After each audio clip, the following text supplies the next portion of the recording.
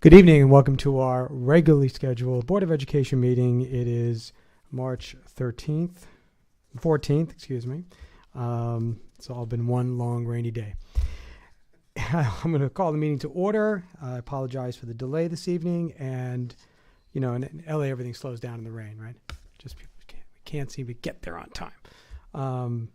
And I'm going to call up to lead us in the flag salute and read our accoutrements. Mia Gorlick, would you come up?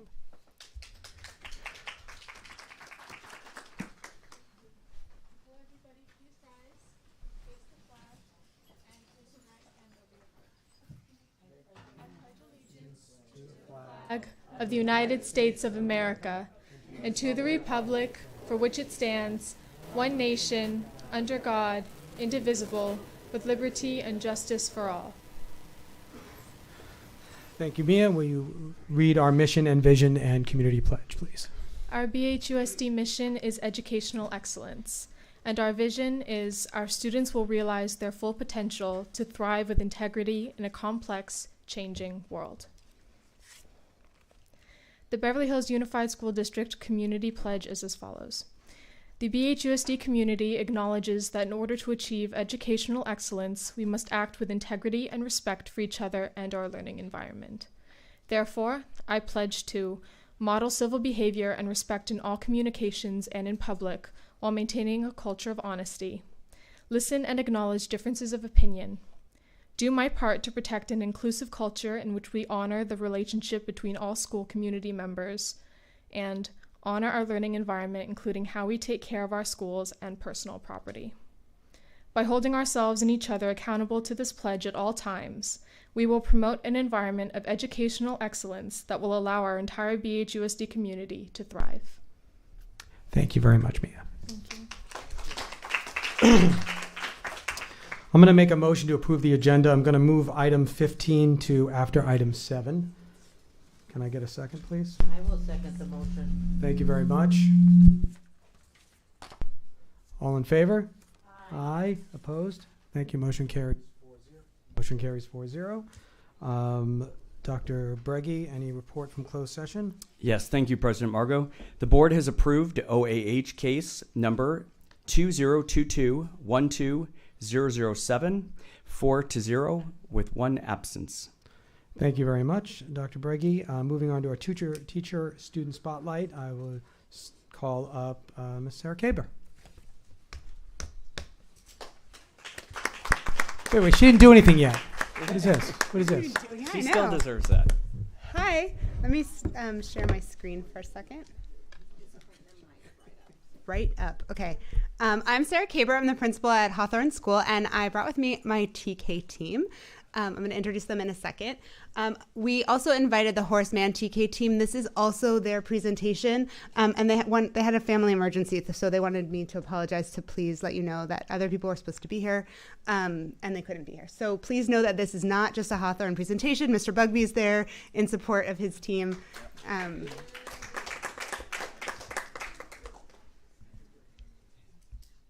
And there we go. How's that? Is that good? Is it showing it? Yes. Oh, awesome. So am I supposed to be waiting for you to look at so I can look at it, or just to look on it here? Just asking. Okay, we're fine. So we're here to talk about transitional kindergarten and both the learning and the implementation that's happening, because it's completely new this year. Currently, there's 5 teachers teaching TK. At Horseman, we have Rebecca Castropel and Annette Goldstein, who couldn't be here. But I want to introduce Gina Schmidt and Lindsay Pomerantz and Elizabeth Smith. As part of the new laws that came through from the state, in order to, beginning actually in fall of 2023, in order to teach TK, every teacher needs to have 24 units of early childhood education. That is, unless they were grandfathered in some way. So there's an early childhood cohort. Thank you to both Personnel Services and Educational Services for making this happen, and to the Board of Education for making all of this happen, connecting us with Las Virgenes Unified. There's 8 of us that are in an early childhood cohort right now. That's Natalie Rocchio, Elizabeth Salas, and the 5 TK teachers and myself. And then in a January cohort, we have Gabby Radomski and Jocelyn Bresnick. that are all taking this on. We agreed to take 24 units of early childhood education to receive an early childhood certificate. That's 6 courses and a ton of homework. And so I wanted to just show you for a minute sort of what our course load was looking like. And we're going to spend a little bit of time both in like the philosophy and the work that we're learning and what it looks like in our classrooms. So I'll hand it over to Gina. So I'm the only one at Hawthorne who had to take these classes. Oh, sorry. When I had to take this, I was really fortunate enough to have a team that was willing to take these courses with me. Partly because I didn't have to go back and say, hey, guess what I learned today? Instead, we were all taking them together, which put us all on the same page. And the other piece in this is that every TK teacher in our district is taking this. So it allows us to meet every week and share ideas. And it's allowed us to all have the same philosophy, which is a gift that we didn't realize that we were being given, but we have been given. And so it has created an opportunity for us to not only learn and to have our administrator there, but it has also allowed us to help with our district's mission of educational excellence. So we are now in a position to create educational excellence for our youngest learners as soon as they step into the door. And we now have the tools to make that happen. Our TK team was fabulous before, but that wasn't really good enough for them. So now they said, we're going to go back to school and we're going to learn more, not because we have to, but because we want to. So educational excellence, I don't know what gets more excellent than that. And we're all on the same page. So we all are starting off with the same philosophy. We're all starting off with the same common experience by taking these classes. And it is creating I can't explain what a gift this is, to have the same learning, to be able to have these classes together, to be able to think about the same things, and to have that experience as sort of the newbie in the grade level, but not being a new teacher. Hey, let's try this. Hey, let's try that. And for all of us to have that, I keep saying shared experience, but that common vision, and we have like the same understanding. So being able to take these courses, I had to, but they wanted to. And so it's kind of bonded us as a team, and as a whole TK team, to have all 5 of our teachers doing this together has just been such a phenomenal experience. So that's it for me. No, it's not. So there aren't set standards like there are for the other grade levels. There aren't common core standards. We follow what's called the preschool learning foundations. And what's really interesting about the preschool learning foundations is they are written at 48 months and 60 months. So if you remember when you had your own kids, many of you, or little kids, I mean, that's really young. So we look at standards developmentally. We look about 48 months, about 60 months. That's because our kids are coming in at 4 and through age 5. So we're not looking at kids and teaching kids and evaluating kids for mastery or perfection. We're looking at each kid as an individual. We're saying, where are you today on this developmental range, and where are you in 2 weeks, and where are you 2 weeks from there, and where do we hope you'll get at the end of the year? And for each kid, it is individual, because as you know, developmentally, you might be way up here in one skill strand and way back here in a different skill strand, and that's okay. So even when we do our progress report, will this go to the next slide? Okay. This is our progress report. It looks, different than you might see in the other grade levels. We literally are looking and writing for each child, what are they doing today? And then what does that child look like at the first semester and then at the end? It's not comparing to their peers. It is nothing to do about their peers. It is, where are they developmentally? Because there is no expectation. The expectation is, we'll begin to know letters and sounds. About half the children will begin to write their name.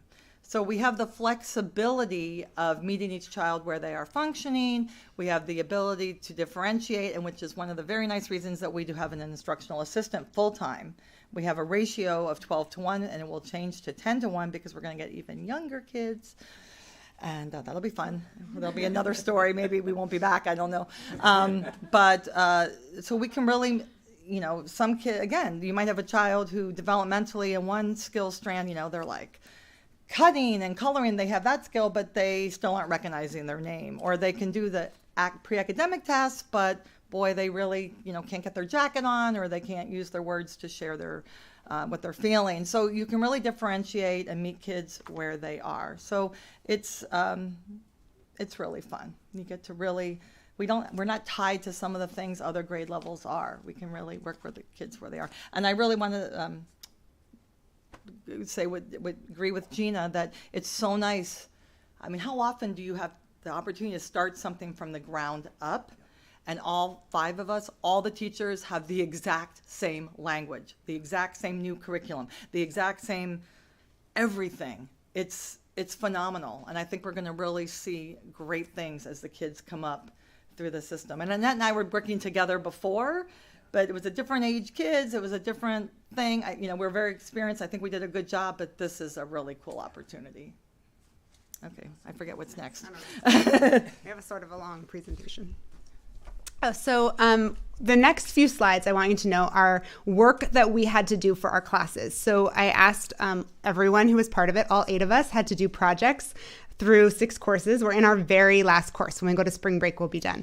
And so we pulled things that we thought were important. So it's less important what's on the slide, but to know that we had these conversations in our classes, and these were sort of the foci around what we had to think about in developing a TK program. So we talked about like purposeful play, and what does that look like? There's new conversations coming from the state that like children need, and part of the preschool foundations are that students from preschool all the way to 8 years old need some purposeful play during their day, where they're not structured and they're not told what to do, but need to actually discover the world.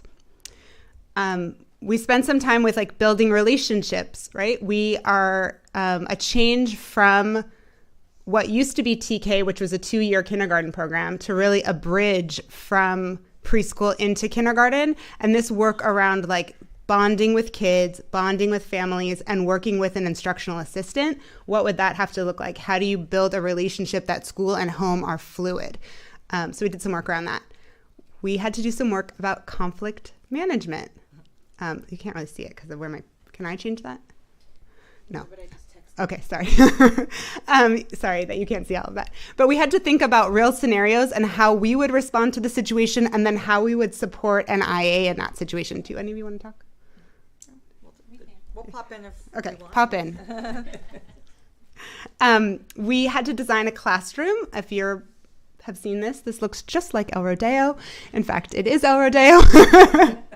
It's a TK classroom map that we used to think about what would our classroom look like, what sort of things are we being thoughtful about in making our classrooms accessible for TK.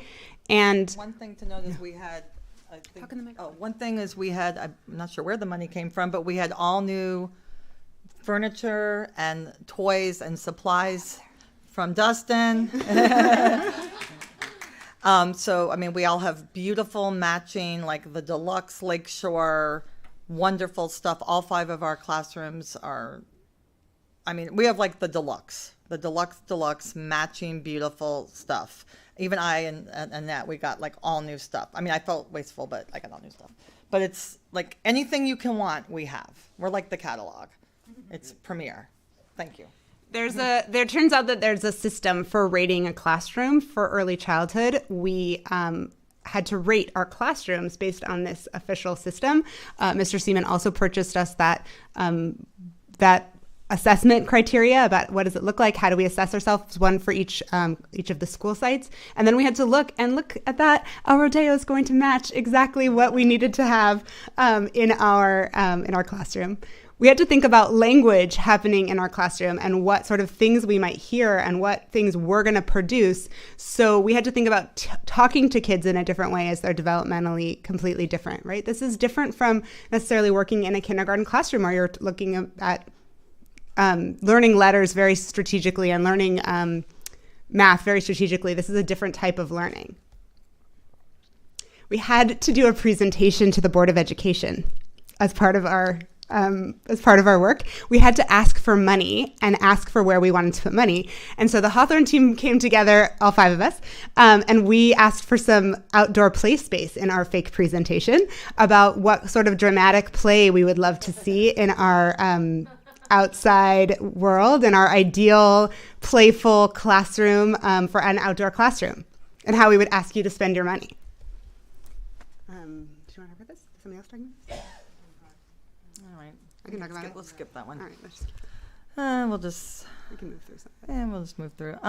we had to take a special education class. We had to take a special education class. We had to take an anti-bias education class. And they managed to incorporate play in all of it. Play is the way. Yeah. Play is the way, and that's just not playing with Legos. It is the 4-letter word. I don't know. Go for it. Keep going. Oh, heart. This is Lindsay wanted to speak on heart. Okay. I'm going to read because I get a little nervous. Okay. So HEART is an acronym we learned about in our literacy and language early childhood course. It stands for hands-on, enticing, a connection, repeated exposure, and time for practice daily. So to put it into context in teaching little ones foundational skills, such as learning the sounds of the letters, HEART really comes down to making learning fun, memorable, and of course, playful. Instead of showing the kids the letter B, saying, this is a B, say buh, we put characters and movements and stories to the letters. This is Bubba Bear. Bubba Bear reaches up high for the honey and says, bah, bah, bah. The kids love it. They get so excited to learn about the letters. During centers that are letter focused, kids are getting sensory experience by tracing the letters with shaving cream, making them out of Play-Doh, building letters with manipulatives, using letter stamps, beading with letters, and they rarely ever use a worksheet. To help make that connection, we do a lot of playful work with the kids' names. We make name puzzles. We use students' names as examples of when we're doing a letter of the week. Let's say we're doing letter. I'm helping. We'll talk about that. The letter O. I'll take my student Oscar and I'll share him. And the kids get so excited when they see anything with that letter. They like, oh, it's for Oscar. But everything is just playful, and they have so much learning because it's playful. And we do different things with letters daily that are all play based, and the kids have the best time and are learning. I'll say it again, people. Play is the way.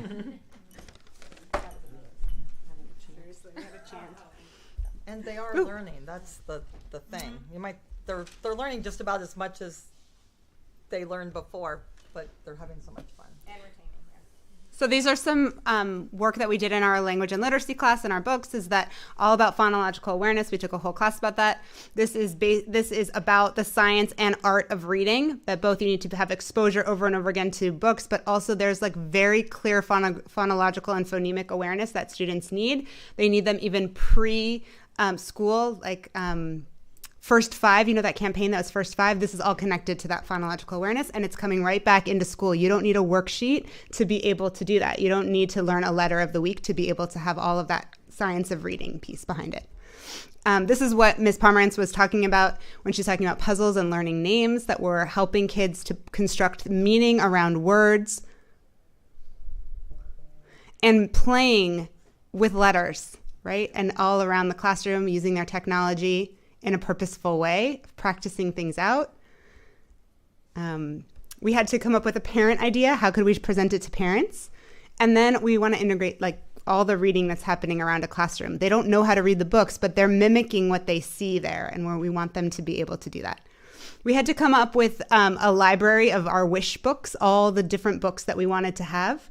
And then we shared them with each other. And so we have this incredible library of like, why would you advocate for having this book in your library? We had to be thoughtful about our libraries as we create them. What sort of images do we want to see? What sort of stories do we want to tell? We had to think about holidays. So besides Thanksgiving, what do we want to do? If we're a bridge between home and school and really make a connection for kids and they only know their home life, like what are we doing? And so we had to say, which holidays would we include? And we had to be thoughtful about that. Those are a lot of holidays. But there are things that are important to our students and also like our theoretical students, right? We had to be thoughtful about it. So celebrating some holidays. And what are the thoughtful pieces about when we're deciding on holidays? Why are we making the choices? Like, what information do we want to know? These are all conversations that we're having in real life, even though we're doing the work for a class. So I think that was sort of what Gina was trying to say, is that we wouldn't have necessarily had this conversation without having to take the class. So here's some math skills in action. Incredible work in action.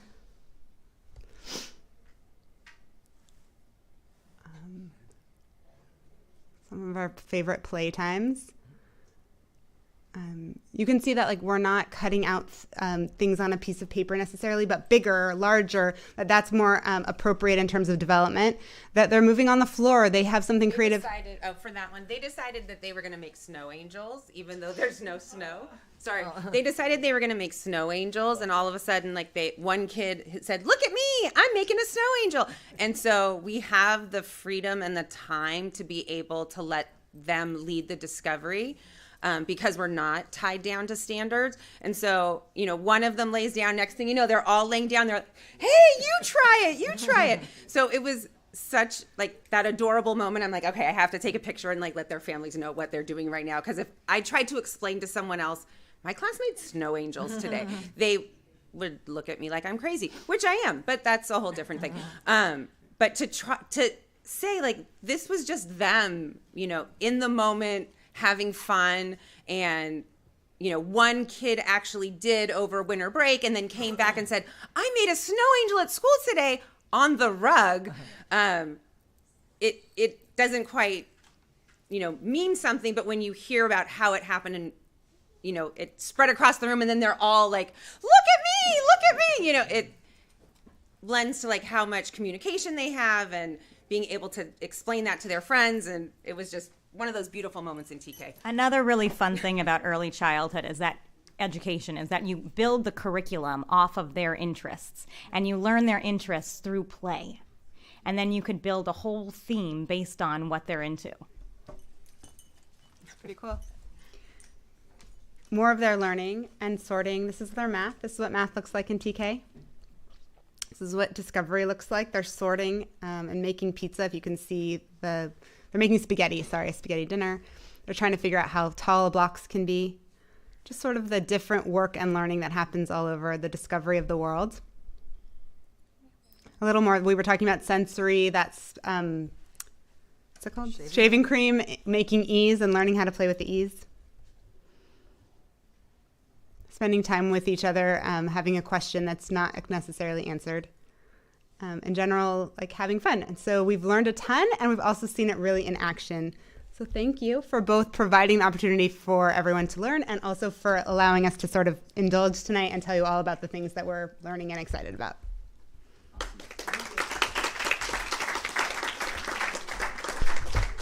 Thank you all. Do any of my colleagues have a quick comment? Well, thank you so much. This is so fun to listen to you all speak. I'm so happy we accelerated the TK program so that we can bring even more students in earlier so that they have the opportunity to benefit from all of your learning. I love that you're all on the same page, that you're so collaborative, that you have these foundations and tools to deliver educational excellence and to see your enthusiasm. And I really also love hearing all of the things you were talking about that I hear about often about early education, but to see that it's actually happening in our district, in our TK program. So the play, talking about play, talking about the purposeful play and the unspecified time that the children have, and their ways of discovery and really directing that curriculum. All of these things, it's so wonderful to hear that you guys are doing that. And I bet all of you would like to go back to TK. I know I would. It sounds super fun. So thank you. Thank you, Mrs. Wells. Hi, thank you so much for joining us. Your enthusiasm is just contagious. I've got a 4-year-old, and I think that is my third, which is the yummiest age there is, because they can take care of themselves a little bit, but they just want to talk and share and enjoy. And so our kids are obviously in great hands, and I really do appreciate that all 5 of you and Mrs. Kaber are on the same page, learning off the same platform, so that we can ensure that our kids at both schools are getting the same. So, it's just much appreciated. Thank you. Well, I want to thank you all for coming and sharing. And I have to tell you something that was going through my mind as you were reporting, is the enthusiasm that has come to you personally in changing who you are and making you enjoy and love what you're doing, and the change that has come over. And I think that's just amazing. And of course, it's got to be felt by the kids and by the parents and by the community. And I know that I'm looking forward to when this will be fully implemented in a full 4-year-old. It's coming very shortly, I know that. Pretty close. And I can only tell you I am very impressed with what you're doing, and just keep it up, because it's amazing. And I would think that the kids get up in the morning and look forward to coming to school, and the parents tell you that they just can't wait to get to school. And I know that's the case. I can feel it in your presentation. So thank you. Thank you very much for coming and enlightening us tonight.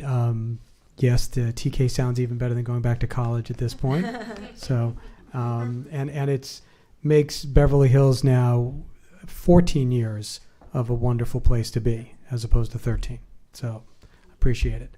Thank you very much. Noah, may I just add one other thing? That wasn't a yes or no question, was it? Yes. I just would also reiterate 2 things that you said about it being a premier program and having all the materials that you need to be able to deliver the education in the way that you want to, and that this is a public school, and that I just would want to repeat that for anyone that's listening, because enrollment is open, and there's a premier program that's happening here in Beverly Hills. Thank you, Mrs. Wells. She is our Rush chairman, by the way. Dr. Breggy? Just really quickly, I've learned a lot of lessons being superintendent, but Ms. Smith and Ms. Schmidt, you will remember about 6 years ago, you had a meeting with me, and we started to make some changes in kindergarten.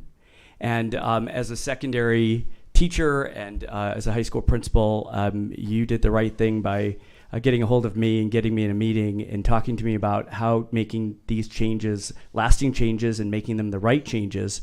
And I think what I've learned now 6 years later, 6+ years later, is exactly what you're doing now is what you had explained to me even just 6 years ago about how to implement this type of lasting change to make sure that it's meaningful and purposeful. So just want to tell you, I did a lot of reflection tonight about that meeting that we had, and to thank you for doing it right. This is excellence.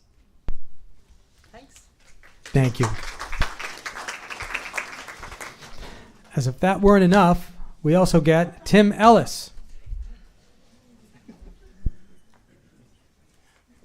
Thank you, Mr. Margot.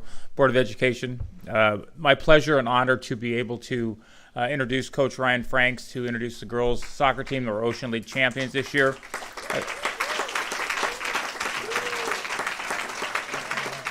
A couple things about Coach Franks real quick is that him and his staff have been together for 4 or 5 years, and what they're doing now is with the middle school sports program, his coaches are going down and actually coaching some of the middle school teams, which is lending itself to the consistency in our program and what he does. His staff's been together for I don't know how many years, Coach. It's been a long time, but their consistency, the way they deal with their young ladies, is what we want to have happen in all of our programs, and he's kind of a model to what we're trying to get done. So I'd like to introduce Coach Franks, and he's going to introduce his staff and his girls. Thank you.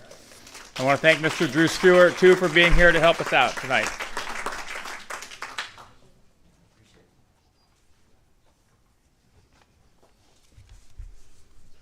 All right. Thank you so much, Mr. Ellis, BHUSD School Board, Dr. Breggy, School Administration, Mr. Stewart. Thank you so much for having us here, for recognizing the varsity girls soccer team today. We're extremely grateful to be here. I want to acknowledge and thank our committed coaches and my good friends, Coach Michael Sun, Coach Daniel Litzer, and Coach Rinaldi Jafar.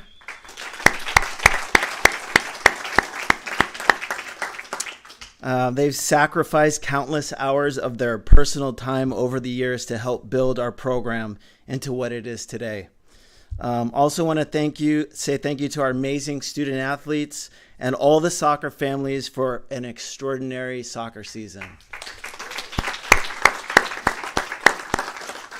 So here are some of the 2022-2023 girls soccer accomplishments for this year. We're 2023 Ocean League champions. This is the first time since I've been here where we are actually back to back 3-time Ocean League champions, and 4 out of the last 5 years. So we really have put together a nice string of success. The team finished the season 13-3-2 and undefeated in Ocean League play at 9-0-1. The team scored 82 goals and only conceded 9 against. The team was led by 3 team captains who did a fantastic job: Katrina Chong, Rina Nasir, and Shaili Beda. Those 3. And another really important thing, the girls dedicated this season to their beloved teammate who was diagnosed with osteosarcoma in August. They planned and organized, and this was student-led. They brought this up. Right after we heard the news, it was led by them. They planned and organized a scrimmage game to help the family raise funds and awareness. The game was a remarkable success, and the family is so grateful to the team and the school for their support. We will continue to support her in her recovery. The Normans, Katrina Chong, has made a verbal commitment to play Division I soccer at TCU in the fall. She broke the goal scoring record. She broke the single season goal scoring record in her junior year with 28 goals in a single season. And so just tremendous. And we do have players who, if they have aspirations, do play on at the next level. We have Angela Bradbury, who's playing at UC Santa Cruz, and she's doing excellent there.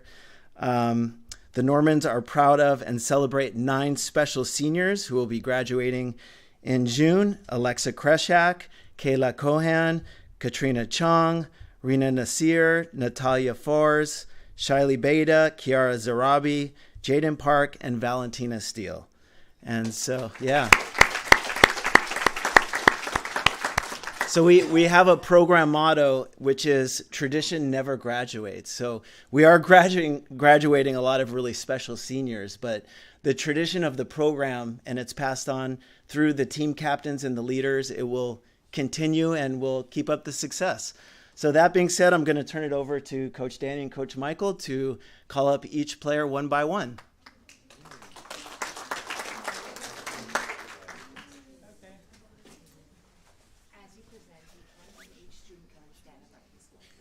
Okay, awesome. Okay, first, Charlize Faramon. Is she here today? Not here. That's okay. Second, Samantha Zaid. Yeah.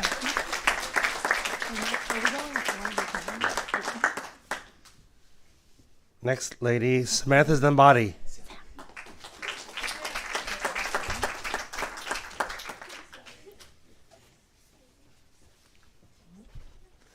Alexa Kreshak.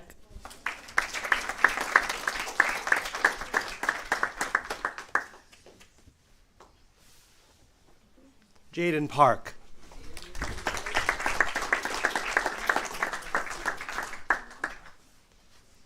Kayla Kohan.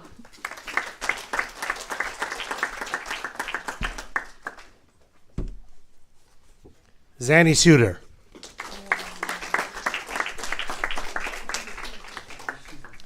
Nikki Kads.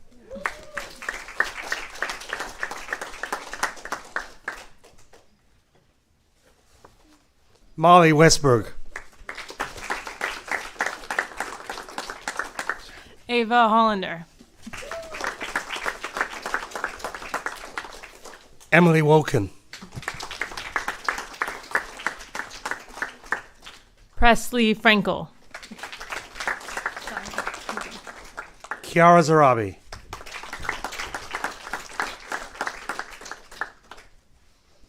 Shiley Beta.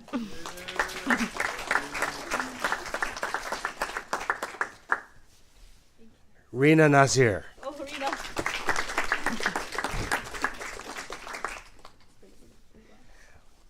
Katrina Chong.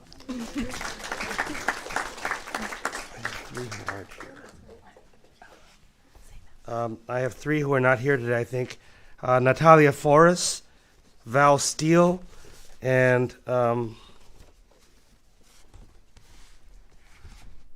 Zoe Suter. Please give them a hand.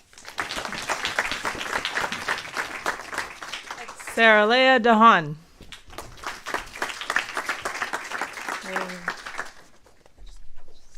Adina Eastman.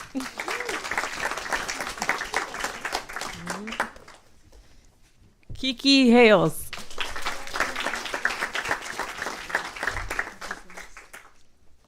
Gabby Musari.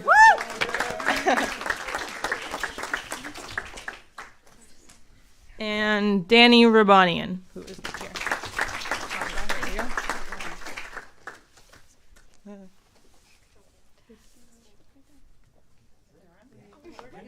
Hold on one second. I'm starstruck. Can we come and take a picture with the champions, please? Oh.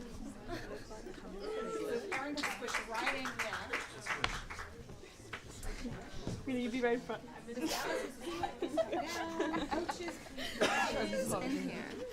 She's here in spirit. Squish.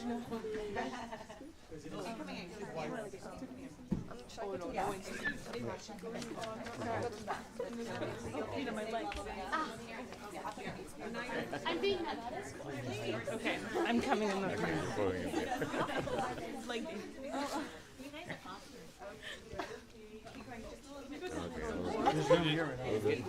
That's fine. Excellent. Okay. 1, 2, 3. Can everyone see me? Jeez. Thank you. Congratulations. Tap my fork.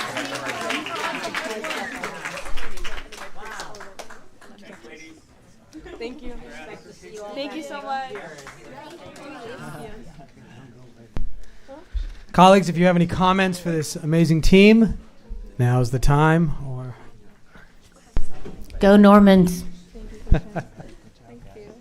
anybody? Just a big thank you for joining us and for all your hard work, which I'm sure is 10 years in the making. I want to tell you that you make us proud, and I look forward to seeing many of you back next year.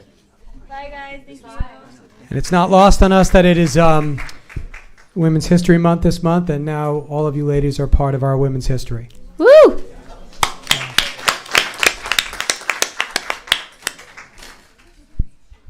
Okay, as they file out, I will call upon KBEV and their magical equipment to bedazzle us with this meeting's episode of Now No One Knows, where I got to go into our fabulous Medical Science Academy, which I have known about for a very long time and have never seen in action, so I got to do that.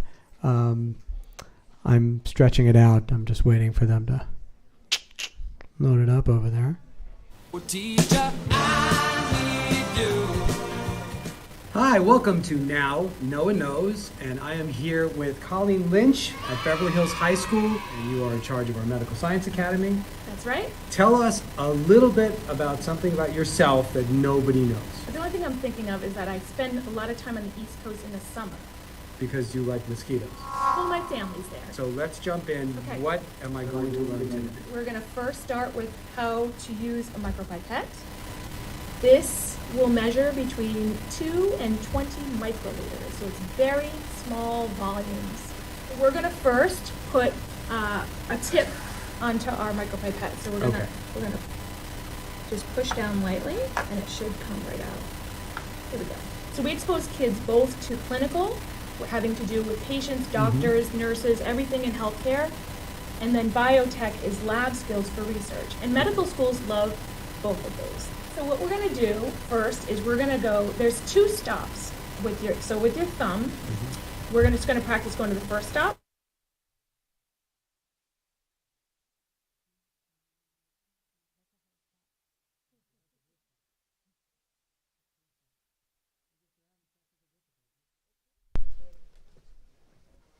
Why don't we put that on the back burner and we'll continue the meeting. Let me know when that's ready to go. Okay, thank you.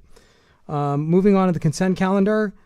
Colleagues, I have a couple of items to pull. Does anybody else have items to pull? I have none. What were the items that are being pulled? I was, you're right. Sorry, thank you. Thank you. I got thrown for a loop. Ooh. And now I'm echoing. Everybody's running around in the background. What's going on here? Okay, yes, I did move public comment because we have students speaking and I wanted you guys to be able to get out of here sooner than us. So I will start with Mia Gorlick. You have 3 minutes, please.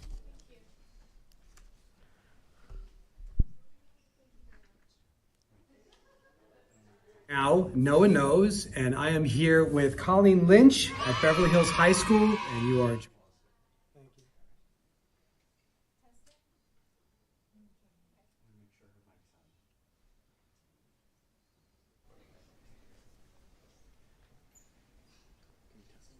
Testing. Okay. So today I'm here to speak on behalf of Senor Sanchez, who has recently been terminated. Senor Sanchez has been a valuable asset to this district for the past 4 years. During this time, he taught Spanish levels 1 through 4, regular and honors, spearheaded a revitalized PBIS campaign, and became an integral part of this school and the broader Beverly Hills community. He is AP certified and has taught the 2023 graduating cohort every year since they were freshmen. He holds the title of principal's designee, meaning that he takes over administrative duties when the principal is rendered unable to do so. He is a dedicated sponsor of many clubs on campus. On a most basic level, he has taught with dedication and enthusiasm for 11 years. His students have personally shared that he became a pillar of strength, compassion, and support during times of personal and social stress, taking on the role of a safe adult and counselor in addition to being a classroom figure. BHHS students who have never even been in his class acknowledge and respect his commitment to PBIS.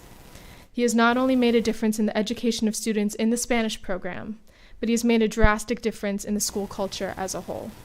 His PBIS celebrations encourage all students to effect positive change in their environments and communities, and his name is widely known and loved throughout the school.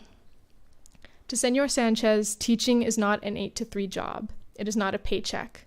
He does not stop when the bell rings, and it is not a monotonous have-to that he begrudgingly undertakes for personal gain. Teaching is his passion, as evidenced by his unfailing involvement and dedication in all of our lives. He strives to improve the education system, inspire his students, and teach them with as much enthusiasm and dedication as he hopes to cultivate within them through his teaching. He is not a teacher. He is an educator. All of this dedication has amounted to an 11th hour email announcing that he has been terminated for the following 2023 to 2024 school year. This is due to no transgression of his own, and to our knowledge, there is no financial issue that has rendered his position insupportable. There is little value in firing a beloved teacher who has positively and widely impacted this community. His absence will result in remaining teachers having to shoulder a plethora of new responsibilities that will require redelegation and teacher-by-teacher pay increases that may offset any substantial financial gains rendered from his termination.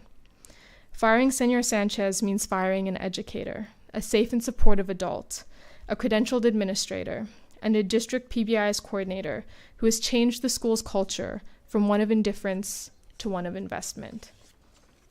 This termination does not appreciate or respect all of the contributions that he has made to this district. It creates a glaring deficit that is detrimental to students, faculty, parents, administration, and the community as a whole. Please join us in advocating against this termination and sign our petition to help us help Senor Sanchez. Thank you.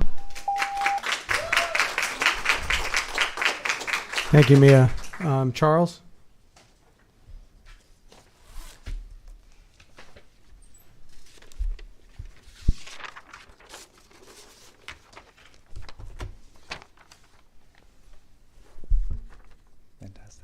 Good evening, Dr. Breggy and Board of Education. My name is Charles McDermott, and I am a senior in Senor Sanchez's Honors Spanish 4 class. The first 2 months of my Spanish 1 class, we did not have a permanent teacher. Between the alternating substitute teachers, our class quickly devolved into chaos. It was a tough situation for any teacher, let alone for a new teacher from another district. However, Senor Sanchez masterfully handled the class dynamic in addition to teaching the entire course curriculum. He made sure that each and every student was caught up from the 2-month deficit, and by the end of the year, all my peers were prepared to advance into the next course, including honors.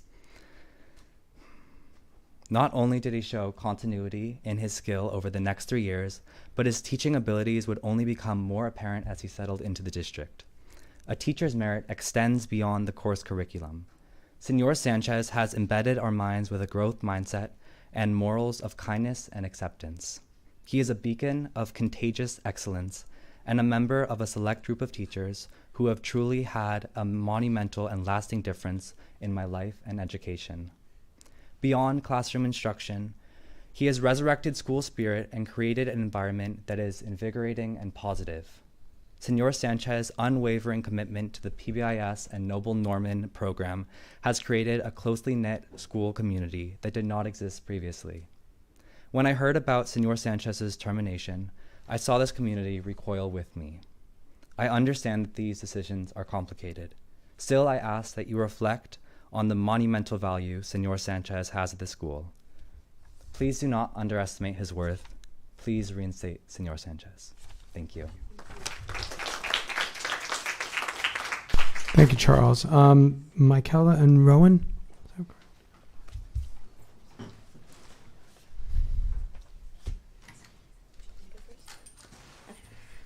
Hi.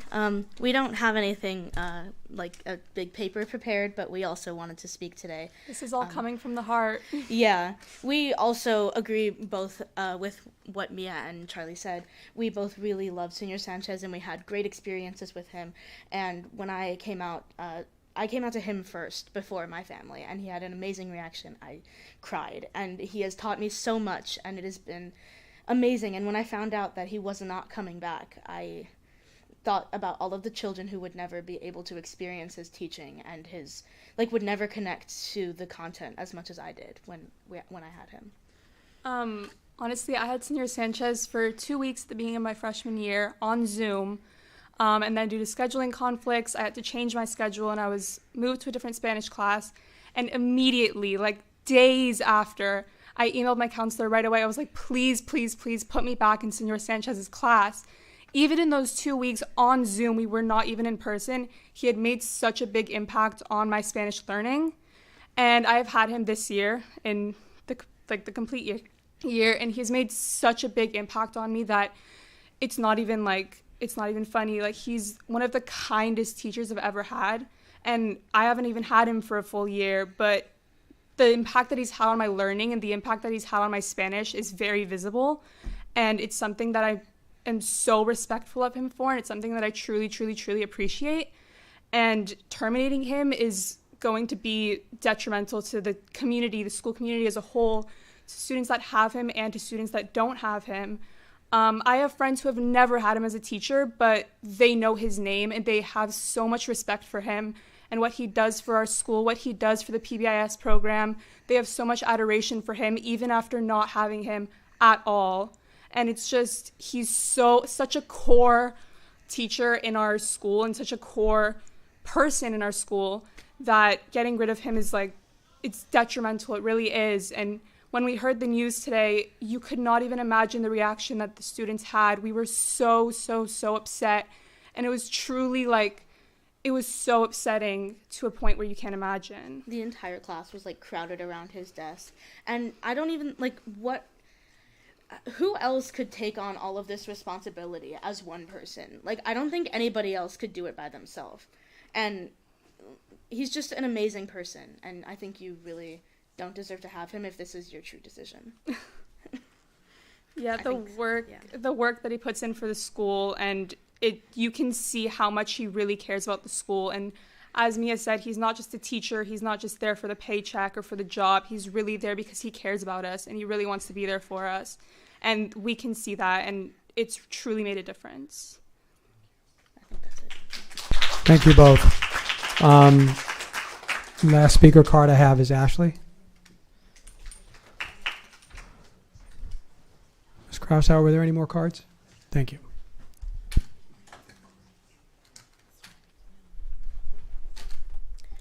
So I wanted to share my experience with Senior Sanchez as both a teacher and someone to work with through ASB and PBIS. So my experience was a little bit different. Although many of my classmates have had him for 3 years, after COVID, when I joined his class junior year for Spanish 3 honors, I was kind of in shock because everyone knew him. He knew everybody's name except mine. But little did I know, months later, I would have created such a strong bond with him. I joked with him, and I caught up on so much Spanish. And after taking Spanish online, I kind of lost my passion for it, for learning it, for using the language, because we weren't able to communicate. But once I was back in that class, I had so much fun, and I learned so much that I was able to skip Spanish 4 and go into AP. So now me, along with many of my friends, are in AP Spanish. And although he doesn't teach it, many of us just came from Senior Sanchez's Spanish 3 or 4 honors classes, which he preps us immensely.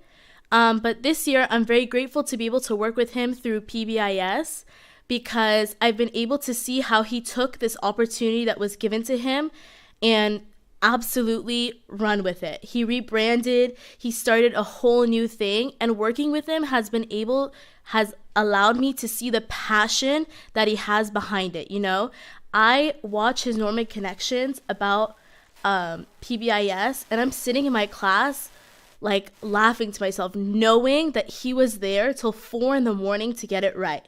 And I go knocking on his door and I tell him, "Senor, what time were you awake till?" And he tells me I was awake till 3, making sure that video is perfect.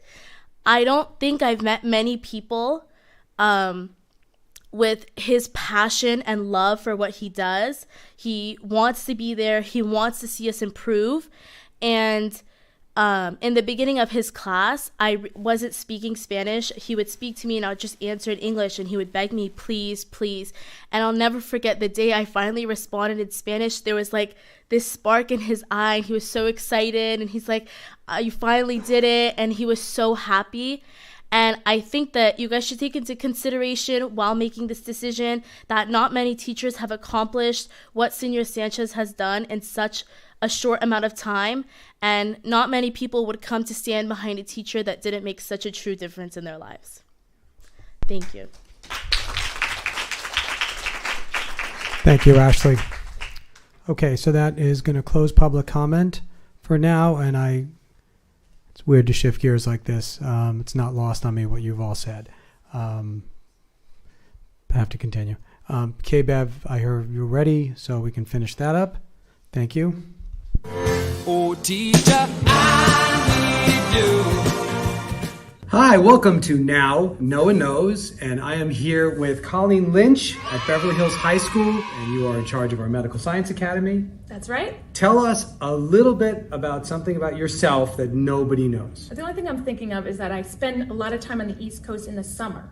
Because you like mosquitoes. Well, my family's there. So let's jump in. Okay. What am I going to learn today? We're going to first start with how to use a micropipette. This will measure between 2 and 20 microliters, so it's very small volumes.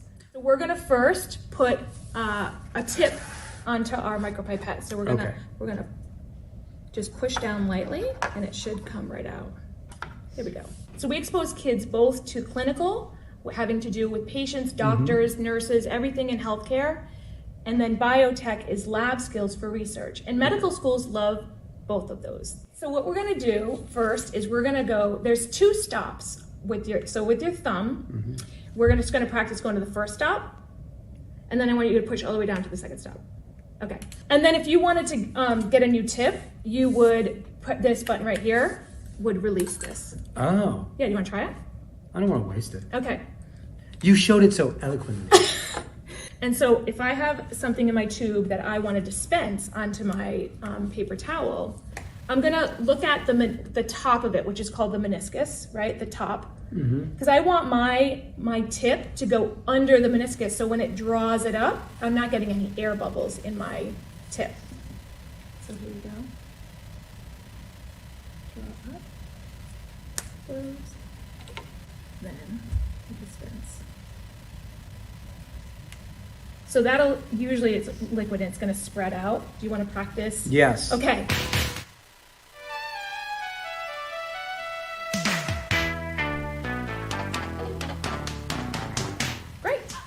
This will give you the blues. Yeah, there you go.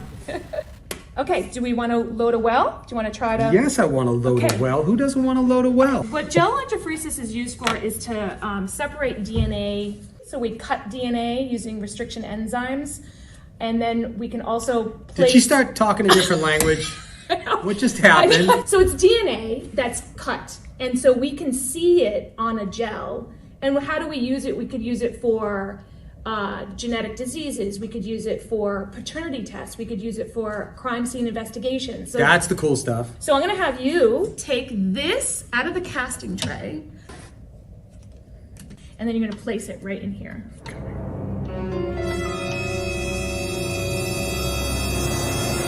This is buffer, which is a salt solution. Mm-hmm. It basically stabilizes our DNA, so it doesn't denature. We're going to fill up this side of the well, fill up this side of the well, and then we're gonna make sure it has a nice, just thin covering right over the gel and into the wells.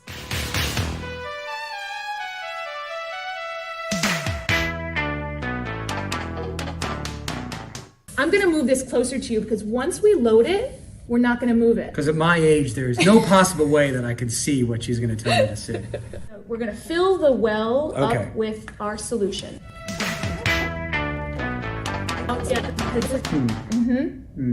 This is why they get paid the big bucks.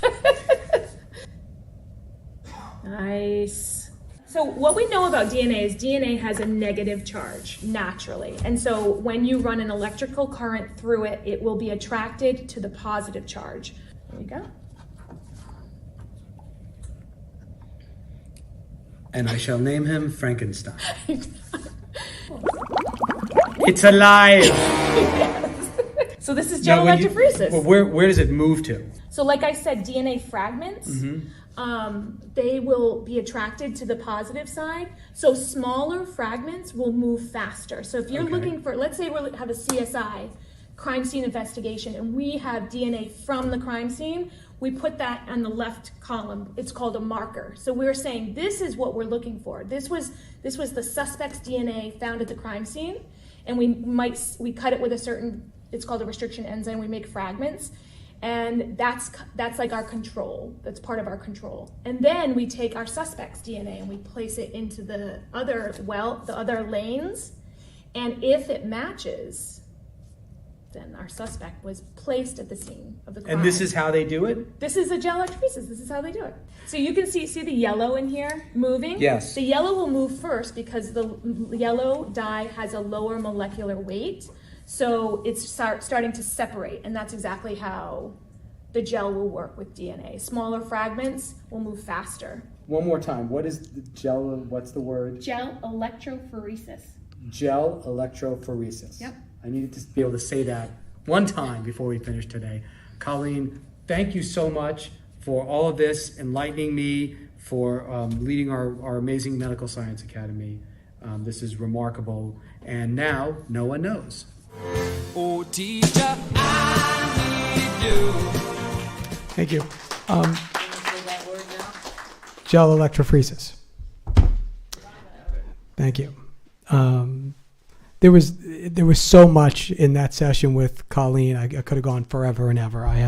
Obviously I'm trying to keep these things brief, but so much is going on in that Medical Science Academy. It's remarkable, the pathway that has been created and the opportunities for our students. Okay, moving on to consent calendar. There was nothing from my colleagues to be pulled, but staff had asked for us for a couple corrections, so I'll make the motion to approve the consent calendar minus items 8F and 8S. I'll second. Thank you. All in favor? Aye. The motion carries. unanimously. Four, we have an absent today.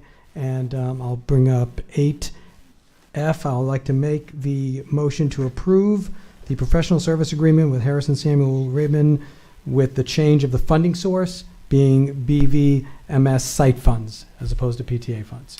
I'll second Correct. that motion. Thank you. Any questions? Okay, all in favor? Aye. Aye. Aye. Motion carries. Thank you very much. And item 8S, make a motion for the warrant report, change it to number 9 as opposed to number 8. It's warrant report number 9. I'll second. Thank you, Mrs. Wells. And any questions on that? Okay, thank you, colleagues. All in favor? Aye. Opposed? Great. Motion carries. And now we will, that completes consent calendar. We will move on to reports. Alex.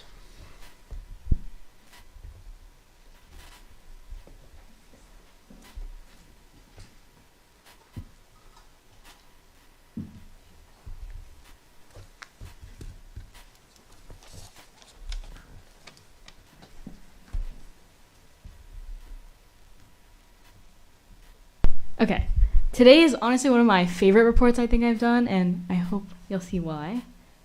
Okay, first part. Okay, what's going on at Beverly? Some very exciting stuff this past few months. I was not at the last board meeting, unfortunately, because I was sick, so have a couple things that go kind of into the end of February as well.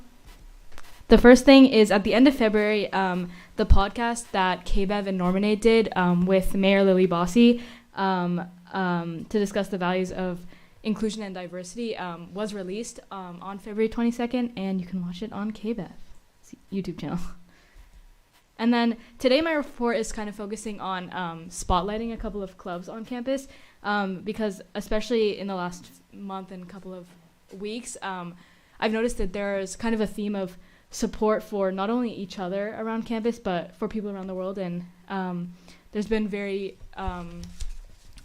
a lot of initiatives and competitions that I'd like to spotlight, so I'll get into that. The first is DECA. So DECA attended their California State Career Development Conference at the beginning of March, and so I'm a member of DECA. DECA is our business-centered club on campus, so students learn about different areas of business from finance to marketing to hospitality and tourism and so much more, and so we learn about that and we study topics depending on what you want to concentrate in, and then they compete at competition like the California State competition, but then we're also on campus exposed to a lot of career and professional development opportunities. So tomorrow is our career day, and DECA helps with the running of that. So you'll see a lot of, if you're on campus, you'll see a lot of DECA students in suits like I am right now, and I just wanted to spotlight a huge congratulations to a bunch of our students who attended and scored among the highest in their written and role play events. And this is just a list of. And then starting with kind of general club spotlights, I would like to spotlight today Time to Talk, which is a club that works in partnership with the Bianca Foundation, which I highly recommend visiting their website and looking into the founding of the organization because it's a very interesting foundation story. And the Bianca Foundation, with Time to Talk, connects students with certified counselors to help offer advice and give them a place to talk about their issues. And that's kind of the basis of the foundation. And it's just very nice to have, we have Normanade, but we have like other student-led initiatives as well. And there's just so many opportunities on campus for this kind of support. So you can find it wherever you want to. And I think that's really cool. So we have this club as well. And then kind of two clubs that have had similar initiatives in this past few months. The first one is Korean Language and Culture Club, who in the beginning of March organized a fundraiser in support of North Korean refugees and earthquake victims in Turkey. And then the History Club has also a donation drive going on currently, and they're seeking a variety of items on this list in support to donate to victims of the earthquakes in Turkey as well. And then just some upcoming events. This week on Thursday is our spring UCLA blood drive here at the high school, and I highly recommend you guys donate. It's honestly probably my favorite event that ASB organizes every year, and I think it's very fun to see, and it's amazing to see how many students are, excited to donate blood and, save lives. And it's very interesting to see how it works. So I'm excited for that. And then tomorrow is our career day. I said, and that's all. Thank you. Terrific. Thank you very much, Alex. So much going on. Thank you, Somebody Alex. asked me the other day, is there a lot of exciting stuff going on in the high school? And I said, talk to Alex. Yes, there is. Too much to keep up here. Okay, Dr. Breggy. Thank you. Thank you for this opportunity. Switch over here. I think we did a good job, Alex, on not combining too many of our things for this board report. I want to start off by saying we had a great weekend on Sunday with our festival, Beverly Hills. We had the opportunity for our students at the high school to be able to perform and showcase. The dance company was there. We had audio production, culinary, and always KBEV was there to just capture it all. Our city council members, they were judging and tasting the presentation of the foods that were prepared by our students. And Taylor Rubin and Chloe Kate Trong were awarded a first place honor this last weekend. It was just such a great opportunity to be able to see many of our programs being showcased in the community.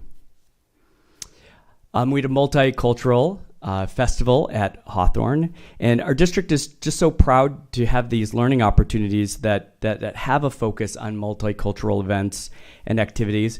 This event was last Friday, and all of our Hawthorne students were called down by grade level to experience and learn about cultures from all over the world. So a special thank you. It's a very large production to put on, but our staff and our students and our community that were actively engaged in this event. I really appreciate everybody's efforts.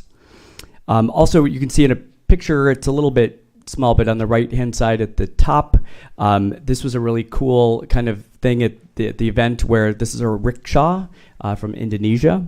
This is a very popular mode of transport, and so kids were really intrigued by this idea. Just another great opportunity to see what's happening all over the world.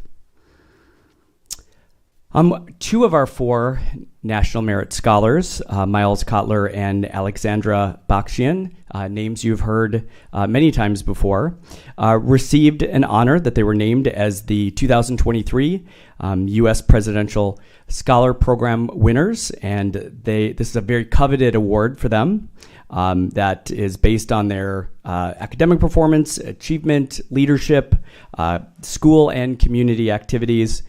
Just the application alone, just kind of a fun fact, it takes about 16 hours just to fill it out. So a very nice award for two of our students. Elementary math night. This is a night, and as a former math teacher, I can tell you how important these evenings are in our community.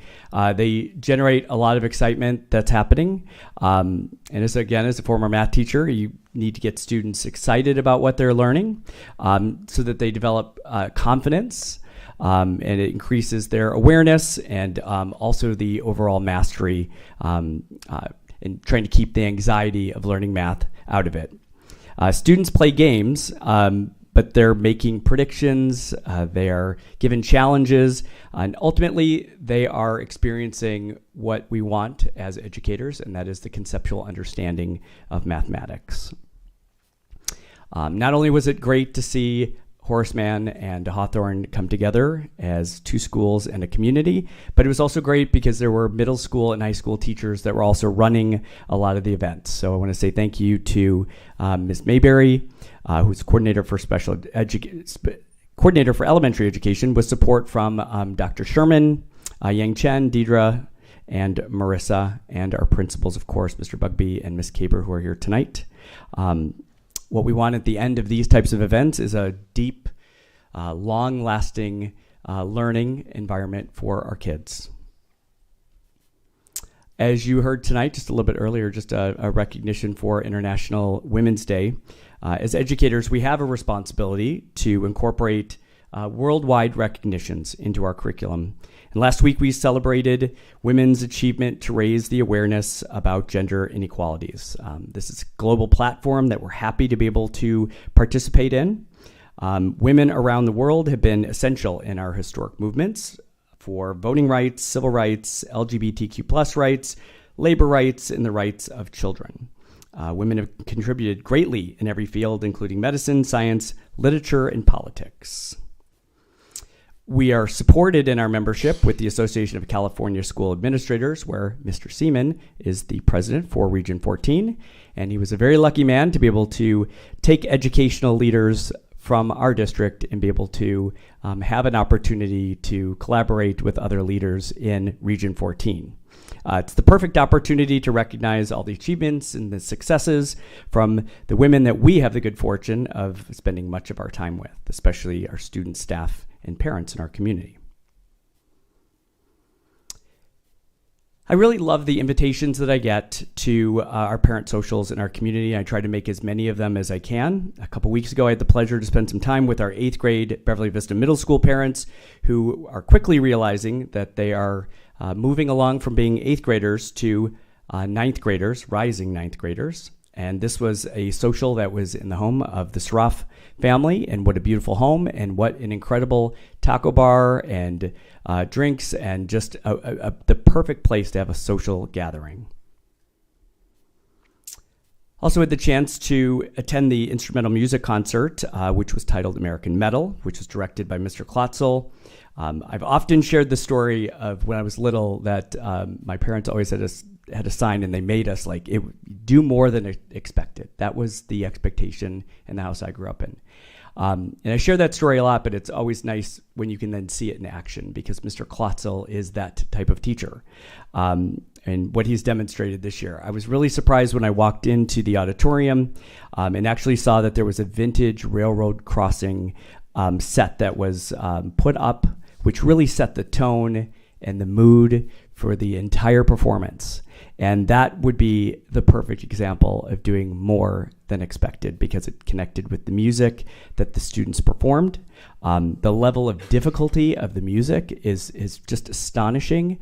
And in just such a short time, I've just seen the incredible advancement in this particular area here at the high school, and it's just incredibly impressive. We have a continued focus on providing awareness and education to our parents and our students about our anti-bullying efforts. I want to thank BVMS, the BVMS PTA, for another parent university. This was featuring Fabian Ramirez, and he's a renowned speaker for anti-bullying, and he spent some time with our students here, as you can see in the picture, in the morning, and then with our families later that evening. Some catchphrases like, if it's worth mentioning, it's worth messaging. What students don't talk out, they act out. Snitching is telling the truth so someone can get in trouble. To reporting is telling the truth to get help. And you may not know this, but there's a lot of great information that happens at our parent universities. And I would certainly hope that we have more and more attendance, because it gives us opportunity for our parents to interact with other parents that are at the universities as well. And so I just want to encourage, we are continuing to put on parent universities at our schools, and I just encourage all of our families to take advantage of it. It was really nice to see at this particular event the number of students that came with their families, which was a little bit unusual. We hadn't seen a lot of the families come together, but they certainly did at this area. So, and if you're noticing, because people love to pick apart my presentations, and especially in my cabinet and other places, that I'm wearing the same suit. And I want to tell you, the last 3 slides, all of those were on the same night. So no credit for going to 3, but wearing the same suit, that I won't live down. Just another congratulations that goes out to some of our award-winning students. This was an honor for everyone succeeding, or every student succeeding award.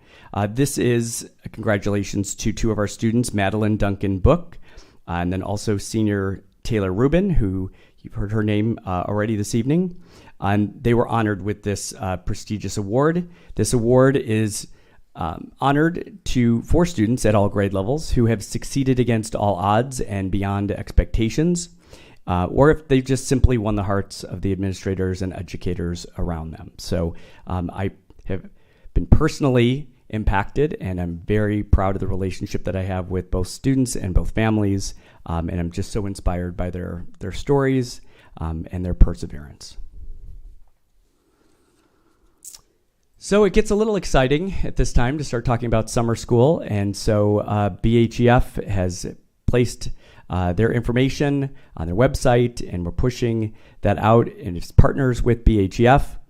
Most of the courses can be accessed virtually, which I thought was it was a good decision. A lot of families have enjoyed that flexibility with some of the courses, and so many of those courses will be those students will be able to get them virtually. Also, there are a couple of the courses that the first semester the first semester health, finance, and advanced photography. Those are in person. And this is not to confuse the sports programs, because Mr. Ellis can tell you all about that will be held at the high school. And obviously those will be in person. Coming up, as I was mentioning about the parent universities and how important they are to attend, we have another parent university coming up on March 27th with Dr. Jane Asher, who again is somebody that I was able to meet and speak with, who's an impressive talent, and she's a community member as well and a doctor, and she is going to be sharing some information about how technology impacts the brain development. So I encourage, again, people to really come out as a family for an interesting discussion as it relates to technology and the way that we think and the way that we learn. So I do ask that you join us for Mean Girls, which is the musical here at the high school. I promise you, and I'm sure everybody in the room has some experience or recollection of the movie, and while it's a little bit different, I promise you a very entertaining and funny experience watching the talent of our Beverly Hills High School students. It's kind of a blast for the past for me, as the story's center is around a transfer student from Africa to a school district in a Chicago affluent North Shore suburb. So kind of right at home for me. If you look closely at the play when you're attending, you might even see a cameo appearance by a Beverly Hills High School assistant principal, our mayor, your board president, or your superintendent. So please come watch. And lastly, I want to end with something that, you heard students tonight speak so passionately about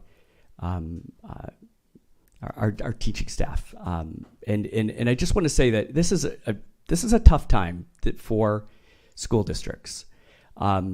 We have a very unique field in that a lot of the decisions that we have to make have to happen before March 15th, and so it's really difficult for myself as an administrator, the administrators at our site, at our cabinet level, but as well as for our Board of Education, because we're making staffing decisions for next school year right now, and it's in the middle of March. And I don't know another organization out there that does this type of planning that is required by education code to make these types of decisions now when school starting again for this 2023-2024 school year begins. And so it's very difficult to do that. And I just want you to know that there isn't anybody that thinks that these are easy decisions, but we have to be accountable for the operations of the school district as well, including meeting those deadlines that are required by education code.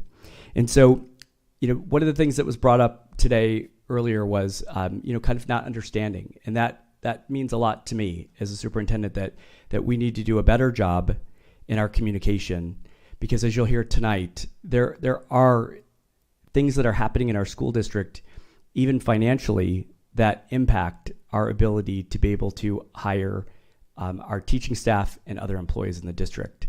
And so, as I mentioned, the deadline, that March 15th, deadline, which just seems so ambiguous to a lot of people. But there's a lot of things that can happen in between these times. So, the COVID money that was available to us ends and will be gone and dispersed. We offered a SERP, which is an opportunity for people that are going to retire or leave the district to be provided with an 80% in their salary if they're moving on. And that was offered by this Board of Education to help offset as many of those jobs as possible, because we've done a really good job hiring teachers, and we're just so proud of our staff that we want to keep as many of them as we can. And so we've really gone to great lengths to try to do what we can.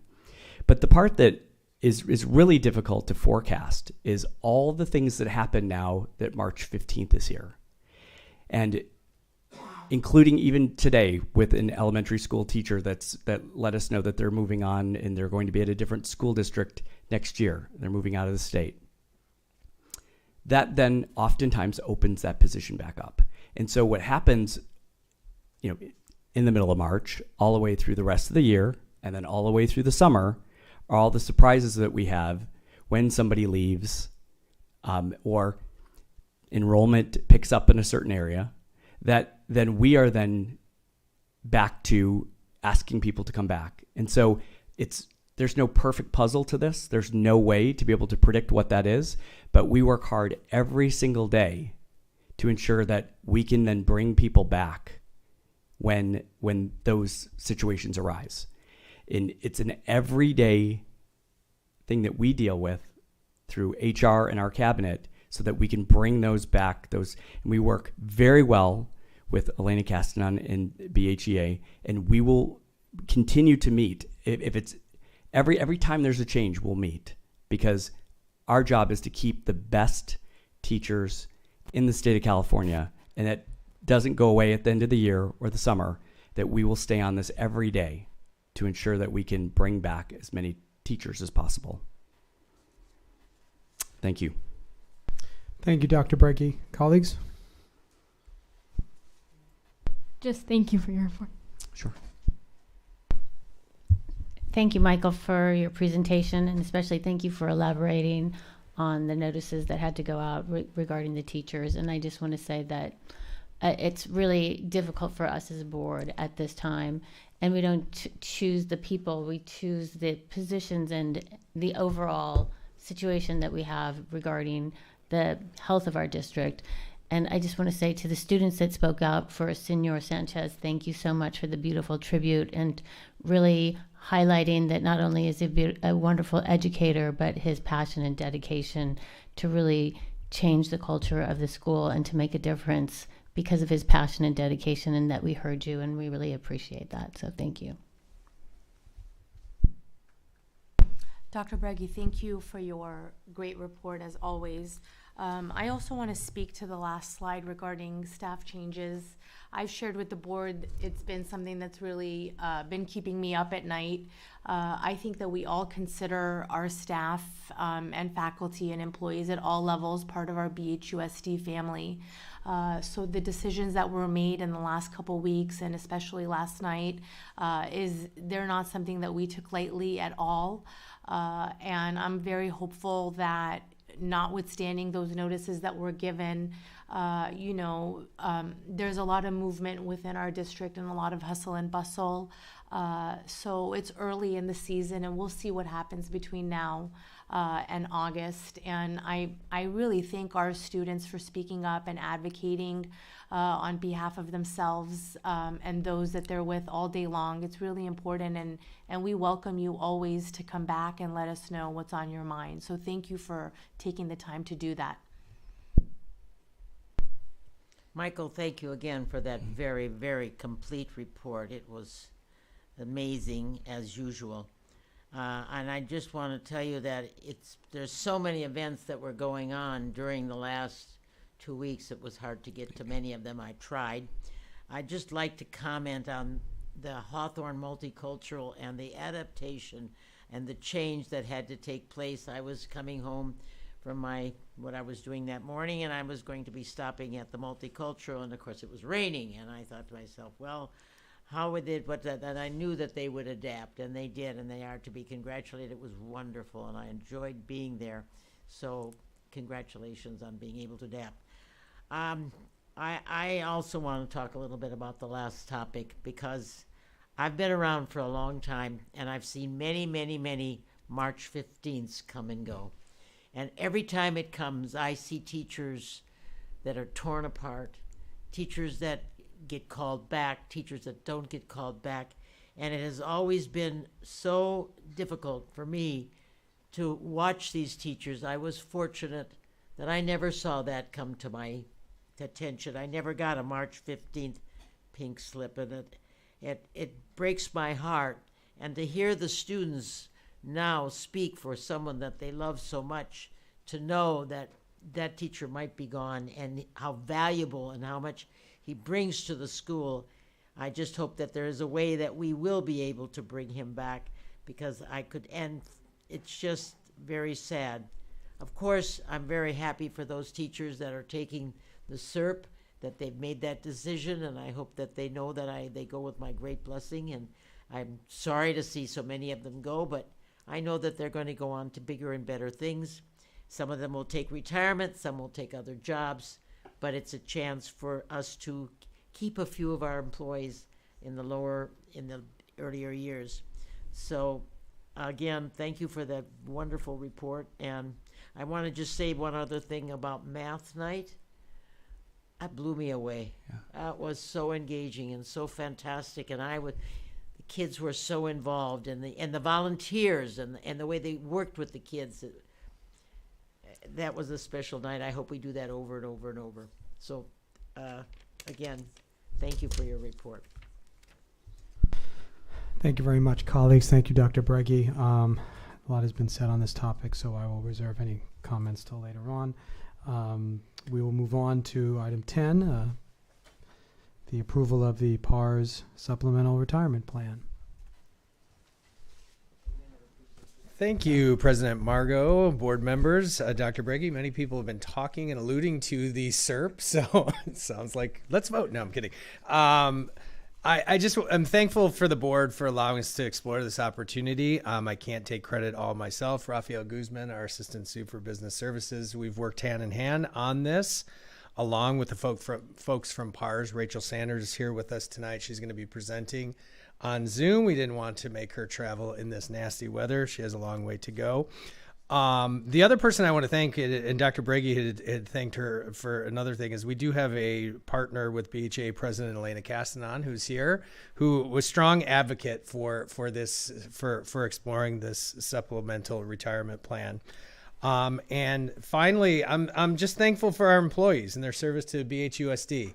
Obviously, it's something we'll be able to thank them as things go on. But if this goes tonight, we lose a lot of great talent, right? It's always nice to offer something like this, but we lose great employees, people who've been with us for a long time. So I'm thankful to them, but I'm also appreciative of the board to give them this opportunity to go out, with a little bit more compensation. So with that said, I'm going to turn it over and let Rachel Sanders from PARS speak to us tonight. Great. Thank you, Matt, and good evening, members of the board. Glad to be with you. Let me go ahead and share my screen here, and I'll make sure that everyone can see this okay.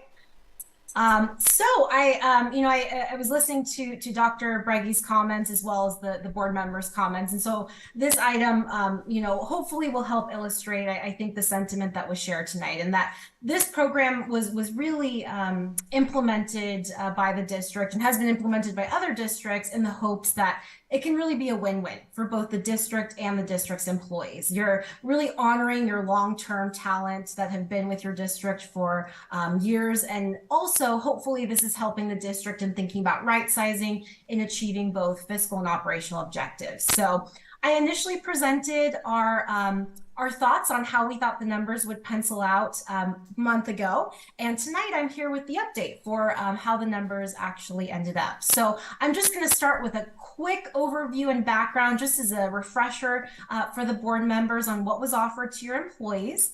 The employees were offered 80% of their final pay if they were eligible for this plan. And essentially, those that were eligible to retire under CalSTRS or CalPERS. So we mailed out packets to all of your employees outlining the different options available to them. But again, it was equivalent to 80% of what their final pay was, and they got to choose from 14 different options on how they wish to take their money.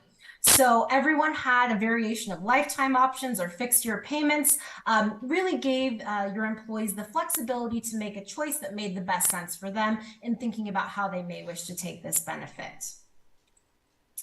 Now, just like we did at the beginning of the analysis, PARS ran with the district's data, and Matt and Raphael have been incredibly helpful and responsive throughout this process, so it's been great to work with them.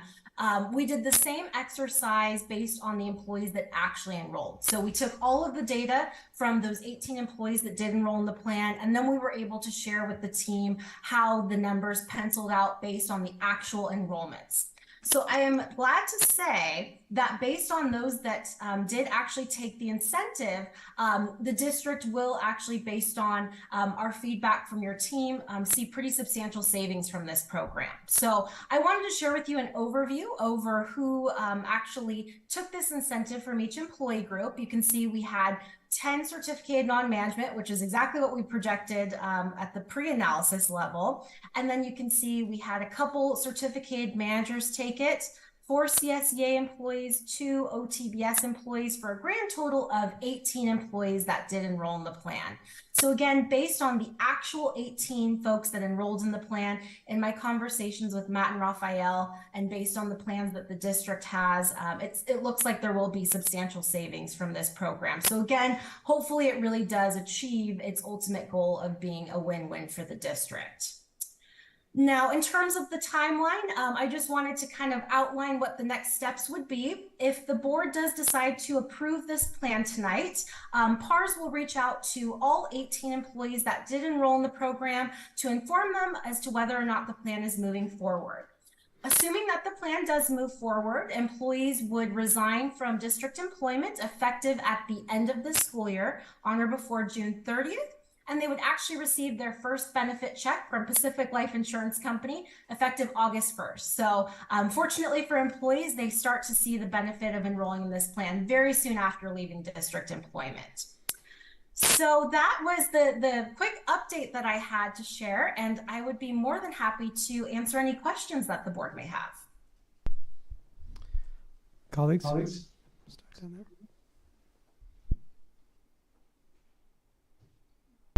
I have no questions. Just thank you, Matt and Raphael and Elena, for working on this program. I just have a couple questions, Matt. When the teachers chose to do this, do they pick the plan now, or when do they pick the plan, or have they already picked the plan that they will be choosing? Yeah, they have chosen the plan that they wanted to. So PARS was great and came out and did presentations. So they choose one of 15 plans, I believe, Rachel, that they're able to. 14, yes. 14. Very good. I was close. So, I picked mine, but they said I was not eligible. So I had to give it back. I would have been happy to take it. Yeah, so they choose that, and they go from anywhere from a 5-year payout to all the way up to lifetime payout. So the actual projected savings is not yet complete, or do we know what the projected total saving will be? We do not have the projected savings. It's really when you start looking into, we have some pretty good idea, but when we start looking at it, it's really non-replacement of positions, and you know that the board already has taken some action on looking at some non-replacement. So when we start once we dig deeper and really determine how many we've not replaced, we'll know more specific numbers. I see. Okay. Thank you for that information, and thank you for your report, and thank you to everybody that worked to achieve this plan and present it to the teachers and to the staff and so on. Thank you. Thank you very much. I don't have any further comments. It was similar to what Mrs. Marcus was going to ask, but I would like to see a more detailed. I'm looking at the summary report on the savings, and obviously it's going to depend on percentage of rehires. So I would like something to come back to us, perhaps at the end of the school year when we know a little bit more of what we're looking at get a little tighter figure, because there is, as of now, the 5 years out is pretty substantial savings, but that could change very quickly. Okay. Please.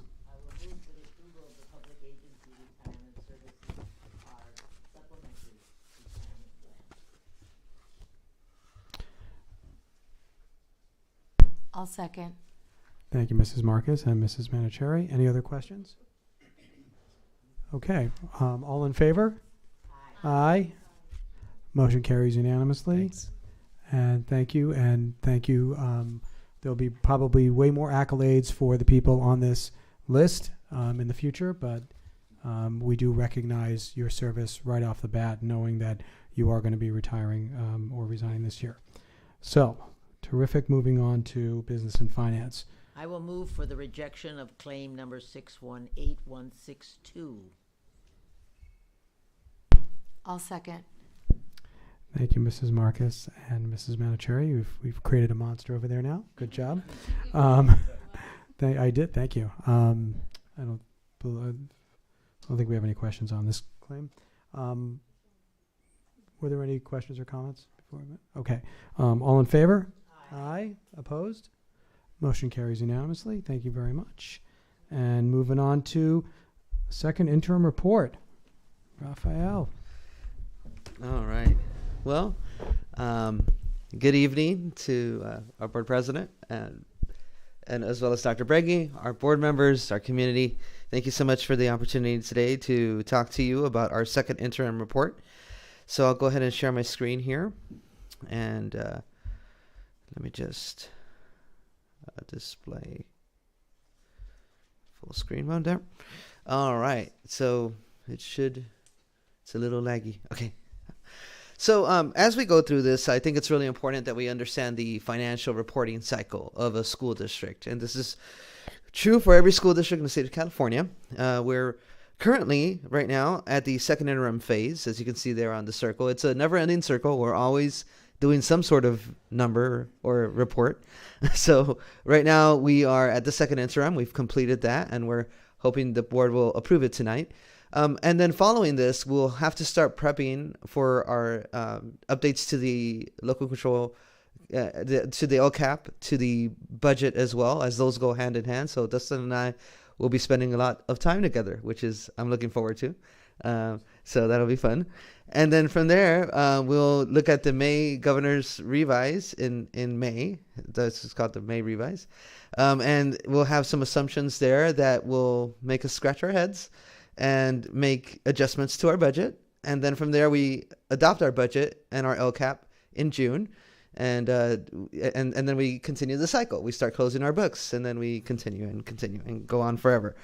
So that's the budget financial reporting cycle. So what is the second interim report? Well, we're required by the state of California to do this. It contains information about the district's budget and the multi-year projections, and it looks at the actuals as of January 31st of each year. So in this case, January 31st, 2023.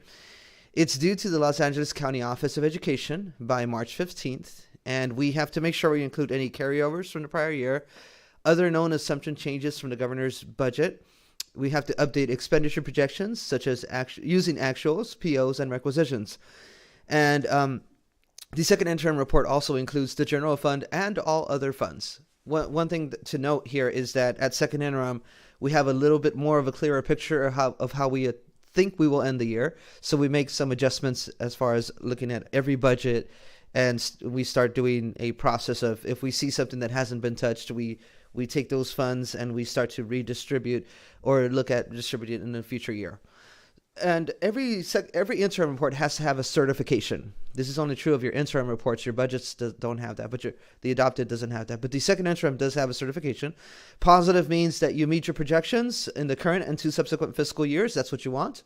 Qualified means that you may not be able to meet your financial projections, which is really not good. And negative is really bad. That means that I wouldn't have a job. And so essentially that you are not able to meet your financial obligations. Yes, and the state comes and takes, you don't want that to happen. And then finally, those are the three options. We currently recommend a positive certification. This means that we are able to meet our current and subsequent fiscal year obligations based on our current projections. So that's really good, and really happy to report that we are recommending a positive certification. So some of the things we want to look at are some of the trends here. And just to explain, we are funded on property taxes. As you can see there's three graphs there that you can see. A low property tax district, which and a high property tax district. So most districts in the state of California are funded by three buckets. You have your LCFF funds, or your state aid. You have your EPA funds. And then you also have, which is the Economic Protection Act funds. And then you have your property taxes. Now, typically in most districts, your property taxes are less than what your state aid will be. But in our district, our property taxes are much higher. So in essence, we're funded through property taxes fully. And so we're known as a community-funded district. So that's what we are. And that has certain implications with it. So with that, essentially, in a district that's funded mainly on state aid, ADA will fund, or essentially they're funded through ADA by the actual attendance of students in the classroom. And so things like the demographics and drive supplemental concentration grant funds and all these different factors impact state aid. So when the governor comes out and says we're going to increase your LCFF by COLA by a certain percentage, that applies for districts that are funded by state aid. But districts like ours, even if the governor says I'm going to give a 50% COLA, it doesn't really apply to us, unfortunately. So the community-funded districts, changes in ADA don't really affect us too much. What does affect us is change in property taxes. And that's one thing that we have to make sure we constantly look at, our property taxes. We have some development happening very soon, and that might impact our property taxes, but we also have other things that can offset that. So it's this important thing that we have to analyze month after month, and we do look at that. We also consult with Kegent, who is our financial advisor, related to matters with the bond or related to matters with financing or any of those things. And so when we do our adopted budget, we run our numbers for our projection for property taxes through them, and they also take into account all the local development that may be happening in the current and subsequent fiscal years. And so right now we're looking at essentially like a 4% increase in property taxes year over year, and you'll see that in the presentation. So in property taxes, it remains unchanged from our first interim. We didn't see really too many changes. In fact, we haven't received our P2 report. Typically, we won't receive that report until April. So that's why we have the same number as first interim. Our enrollment, essentially we see 3,103. This might be a little different from the numbers that you see in other reports. I'm going off of the 1.17 CalPADS report, which is, it basically looks at a recorded date and has that number from there. So that's the number that we use for as a snapshot in time. Our general fund salaries, as you can see, have been trending up. It's at 50.2 million is what we're forecasting here at the second interim report. And our per student expenses, as you can see in 21-22, those expenses were at about 26,954.73076. Left it in there because it's Pi Day. But anyways, and then you have, no, it was an error. So I should have moved the decimal over, but anyways, and then after that in 22-23, it's what we're forecasting is 30,851, and we're looking at that going lower in 23-24, and that's because we are losing COVID funding in the future years, so the per student expenditures drop because we lose that source of revenue. When we look at the general fund, we're looking at the assumptions. When you look at, if you were to use $1 as kind of the figure of how we receive general funds, 68 cents of every dollar are for property taxes. 16 cents are other local revenue sources like the JPA, BHEF, PTAs, and other gifts and donations. 11 cents are other state of California funds, which is the Education Protection Account, Basic Aid, Supplement, the lottery funds, CTE, and those types of funds. And then the last 5 cents are essentially your federal funds. So that's how we receive our, for every dollar of revenue, that's how that breaks down. and in regards to the use of our revenues are the expenditures. And so for every dollar, 76 cents of that goes to employee salaries and benefits, 5 cents go towards books and supplies, 18 cents go towards services, and 1 cent towards deferred maintenance. Now, as we look at these numbers here, we could see some changes, some activity that happened. One thing that's a little bit unusual, and you normally probably don't see this, is our beginning fund balance changed. When we were looking at our 9,000 accounts, normally known as like our balance sheet accounts, we noticed a bunch of different things that needed to be reconciled that hadn't been reconciled in some years. We went ahead and just reconciled all of that and took some credits for some of that. And so essentially it allowed our beginning fund balance to change from 23 million to 23.9 million. It was essentially an $880,000 increase to our beginning fund balance. A lot of that is what we found in workers' compensation. It should be funded in your 3,000 accounts, but it was being funded out of 9,000 for some reason, but we fixed that here at Second Interim. And so property taxes stayed the same. Our state aid dropped very slightly by $26,000 compared to the amount that we had, right? All other state revenue dropped by $506,000. This is because at the January's governor's budget, we were told that one of the grants that we were supposed to receive, that most likely we won't be receiving most of those funds. To which a lot of districts said, well, we already spent all that money. So what are we supposed to do? And so we haven't spent all of that money, fortunately, but we have accounted for that loss of revenue. Federal revenues dropped a little bit. Mainly, it's us correcting carryover amounts. Local revenues went up a little bit. That's because interest rates have gone up, so we saw a little more interest than usual. The net impact is that our general revenues went down by about $300,000. Most of that being in that grant that we lost funds for, not through any fault of our own, but it's because the governor's assumptions say that we should forecast less money for that. Expense-wise, we were able to see some savings in salaries, and I don't want to necessarily call it savings. It's just we see lower amounts that we need to budget for salaries to finish the year, and that's to the tune of about $462,000. Some of those funds are really COVID funds, and so we're able to then look at some of that for the next year, but it's not a very substantial amount. Your employee benefits went up by about $1.1 million, and the reason for that is because of what I mentioned earlier.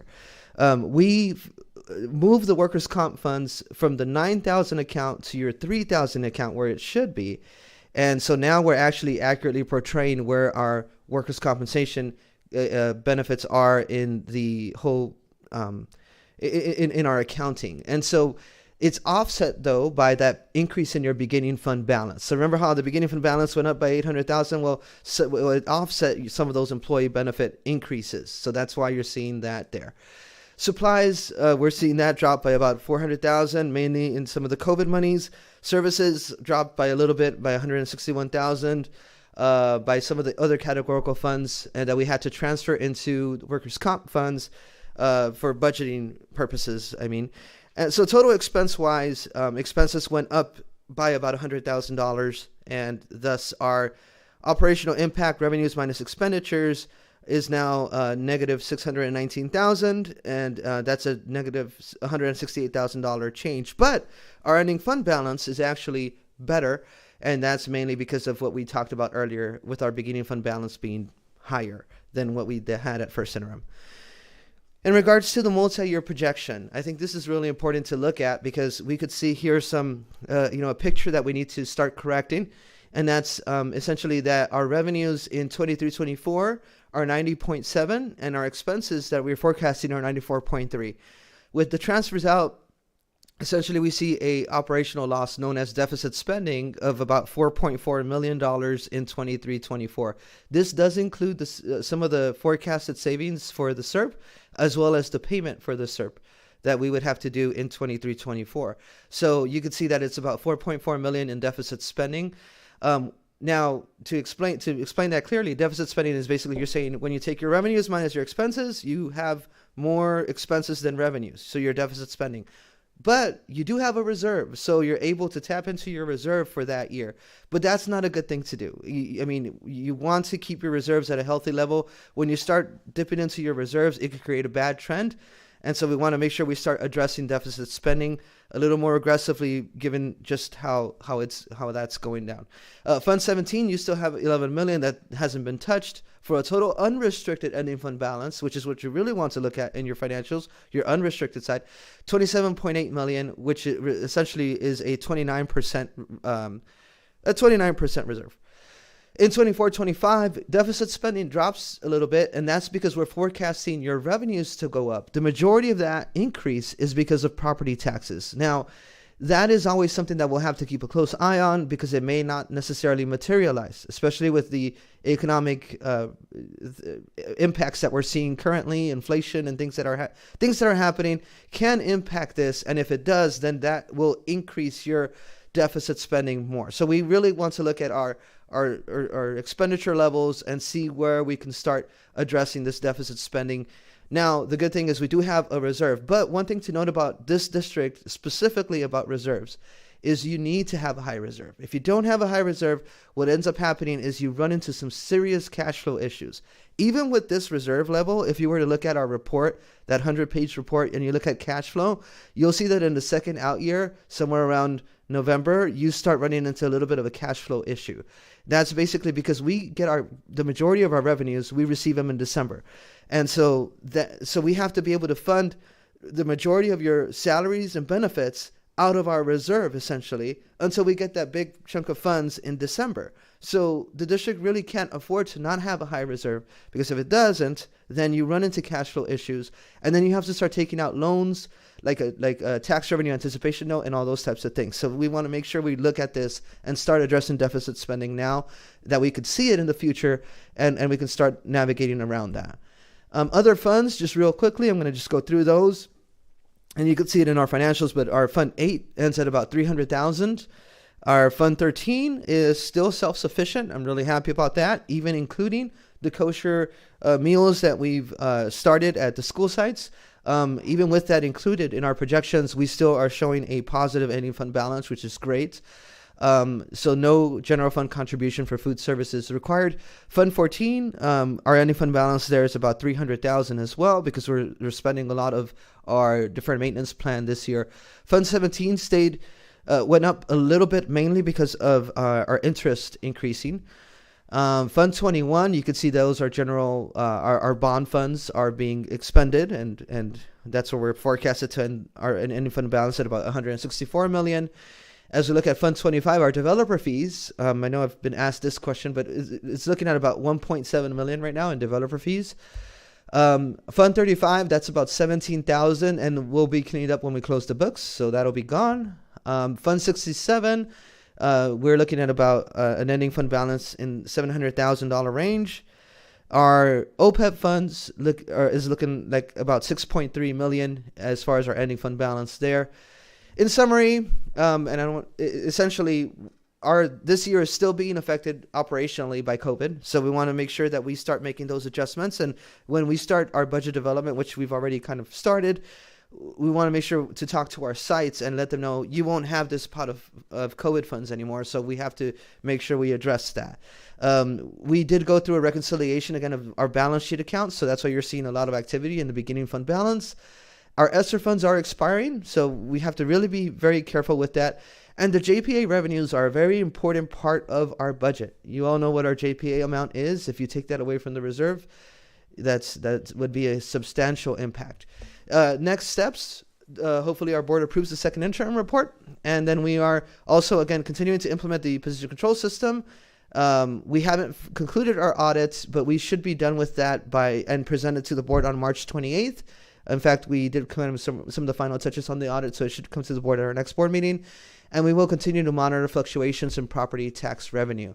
We are getting ready for our adopted budget. We are going to receive our property tax update, and we might have to make an adjustment for this year if we see something there that comes out. Hopefully not, but we hopefully maintain our property tax amount for this year. We'll have some updates about our audits. Any changes in state or federal funding, we'll make sure to include that as well. And any new information for our JPA, as well as any legal settlements that we may see in the horizon. And that's all I have. Any questions? Alex? Just wanted to say thank you for your presentation as always, and for always making the information that's like very complicated, very easy to understand and to visualize. So thank you. Thank you. Mrs. Wells? I have no questions. Thank you, Raphael, for the update. Sure, thank you. Raphael, I have no questions because I've asked you 8,525 questions since December, and you have answered each one with such patience and honesty, and as Alex would say, trying to break it down for me. And I thank you so much for really just dealing with all my inquiries all the time. And I want to take a moment to acknowledge you and your whole department. I've been seeing you at every board meeting, every closed session meeting, every CBOC meeting, every finance meeting. And those are only the ones that I've been attending. And so I know that you being there means that you have a team behind you that's doing a lot of the work so that you can be informing us. So I acknowledge you and your team and your intention of not just industry standard practice, but bringing best practices to this district does not go unnoticed, and it's a reflection of Dr. Breggy and everybody up here. And I thank you for being such a partner for this community. Thank you so much. Thank you, and thank you for acknowledging my team. I really appreciate that. Thank you. Mrs. Marcus, thank you, Jerry. Well, thank you for that very, very comprehensive report. It was fantastic. And of course, I can only tell you since you came on how much you have done to put my mind at ease about things that are going on in the accounting and business services. I can't tell you how much I trust in what you're doing and how knowledgeable you are and how you handle everything. It's amazing. I do have one caveat. I'm sorry. Sure. Thank you. And that is not nothing else. I've been reading about something called the food services programs. Are we, or do you anticipate that we might be impacted upon that in the future? And are we going to have to make some plans around that? I've just been reading it. I don't know. I wanted to know what you thought about that. No, thank you, Ms. Marcus. Firstly, I appreciate the comments. Yes, so for food services, I have heard a little bit of that. I really don't think we will be impacted. I didn't hear anything at the governor's budget. I think he would have signaled us that we would be receiving some sort of impact.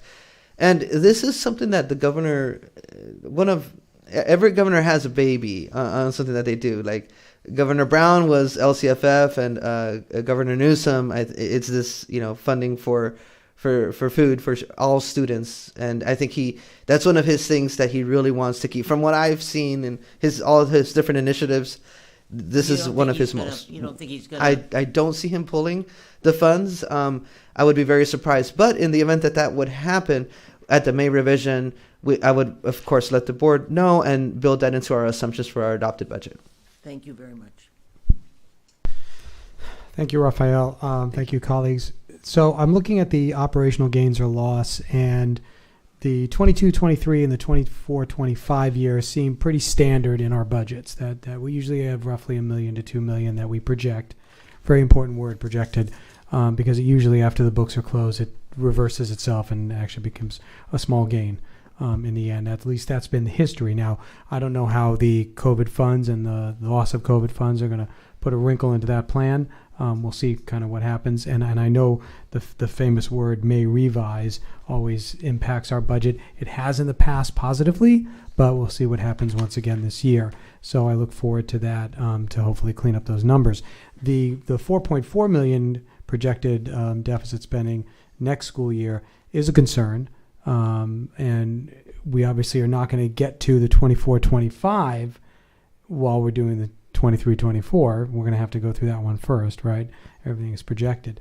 But I hope that we are conscious enough as a board, as we're adopting things and looking at programs, to remember that number and try to get as far away from it as possible. The other thing I was going to ask was our reserve. I believe, isn't our policy a minimum of 30% in the reserve? That's what we want to keep. Right. So since we adopted that as policy in the outlining years, we are showing a reserve that's under 30%. Mhm. So we need to look at cleaning that up if the opportunity presents itself to at least get back to that minimum amount, because that was, for many reasons, we stated that policy. So, but with that, I say thank you for the presentation.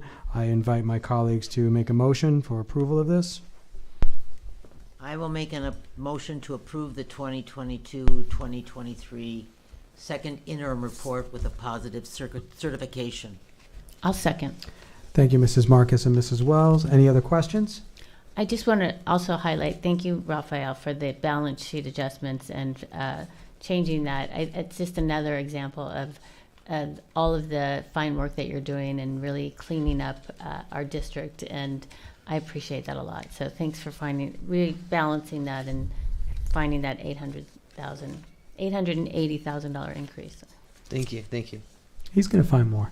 Yeah. I have faith in Thank him. you. And I thank the board as well for the consultant that he really helped tremendously. I'm Right. really appreciative of that. You kind of did this with one hand behind your back this time, and that makes it all the more impressive. Okay, all in favor? Aye. Opposed? Motion carries unanimously. Thank you very much, colleagues. Moving on to planning and facilities. Thank you, Mr. Guzman. Sure, thank you. And I'd like to invite up Mr. Karat, and essentially, I'm just really happy at the work that continues, month after month, and with Will's work. And I'll let him talk about this amendment and present it to the board. But it's really good news, and I'm just so thankful about just the collaboration that continues. So I'll turn it over to Will. Thank you, board members and Dr. Brady for having me. So I don't know if you want me to answer any specific questions about this amendment, but I can give you a brief summary if that helps. So what we had here as part of the Pro West contract, we had an Amendment 7, which included some site work and some water line work. And after construction began on that scope of work, we discovered the water line was not necessary. And also some of the other site work, like the ramps and the path to travel through the site to make way for Building C, was not really required at this time. So we decided to remove it from their scope, and that led to about a $4.7 million credit to the district. And those are funds that were not issued yet, but we were getting a credit to the overall contract balance. Thank you, Will. Any comments or questions, colleagues?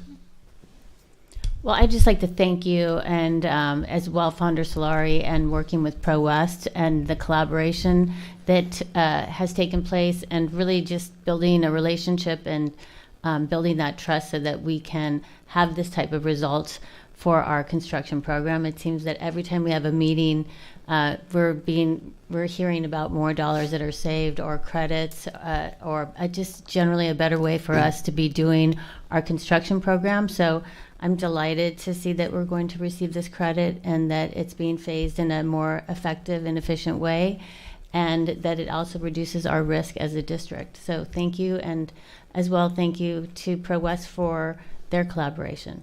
Yeah, and I want to thank Amin Solari and the Founder Solari team as well. Absolutely. Thank you, Amin. They were able to negotiate a little bit more than what we were expecting, and that was very helpful.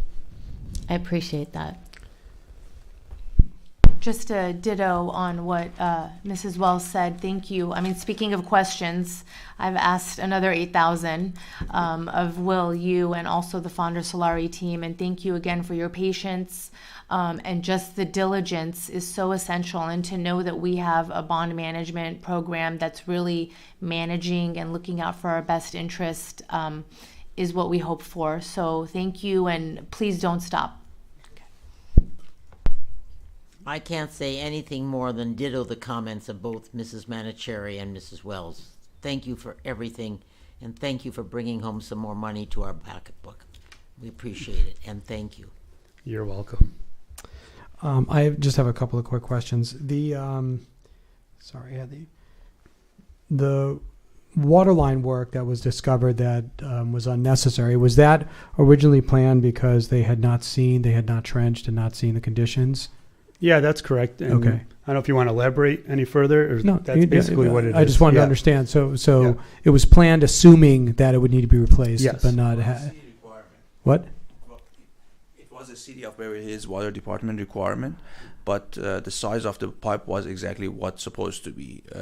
Some old as-built was showing that it's not. Okay. And we did some potholing, and we discovered the pipe and saw the water pipe is what it's supposed to be, so it doesn't need to be replaced. Okay. And then the ADA ramps, is that a project that's going to be moved to a different part of the program? Yes, and we are just discovering other options that we may eliminate the need of a temporary ramp. The reason that we are not demoing that right now, if we face like surrounding work around building C, we may need to have any temporary ramp. That was the reason that we kept the one that we have, and we are going to continue planning when we are going to do the construction of building C. We maybe phase it in a way that we build the surrounding first and just after that demo. So the temporary ramp or interim ramp is something that basically you want to have that dollar to go through the actual construction, not to pay something for an interim or temporary. No, thank you for that. I just, because out of the 4.7 projected credit on this, how much is actually we will not have to spend in the future? I'm wondering, do you guys know that amount? How much of this will have to be allocated into a different part of the program, and how much of this is just a flat-out savings? About over $1 million that was unallocated fund into their GMP. That's going to be a dollar-to-dollar savings. Okay. And there was, I want to say, about like $700,000 unused stuff, like we had security contract under this amendment that wasn't used. There was sun blanket that wasn't needed, so that also be direct saving. And those won't come back in the future? No. Those are just, okay. No. Okay, so maybe about half that amount is, okay, Yeah. Terrific. Thank you very much for your work on all this, all of you. I appreciate it. Of course, thank you. Okay, any other comments or questions? No, thank you. Okay, fabulous. All in favor? Aye. Opposed? Motion carries unanimously. Thank you all very much. It's always nice to get a credit. Yeah, I think we didn't. We need a motion.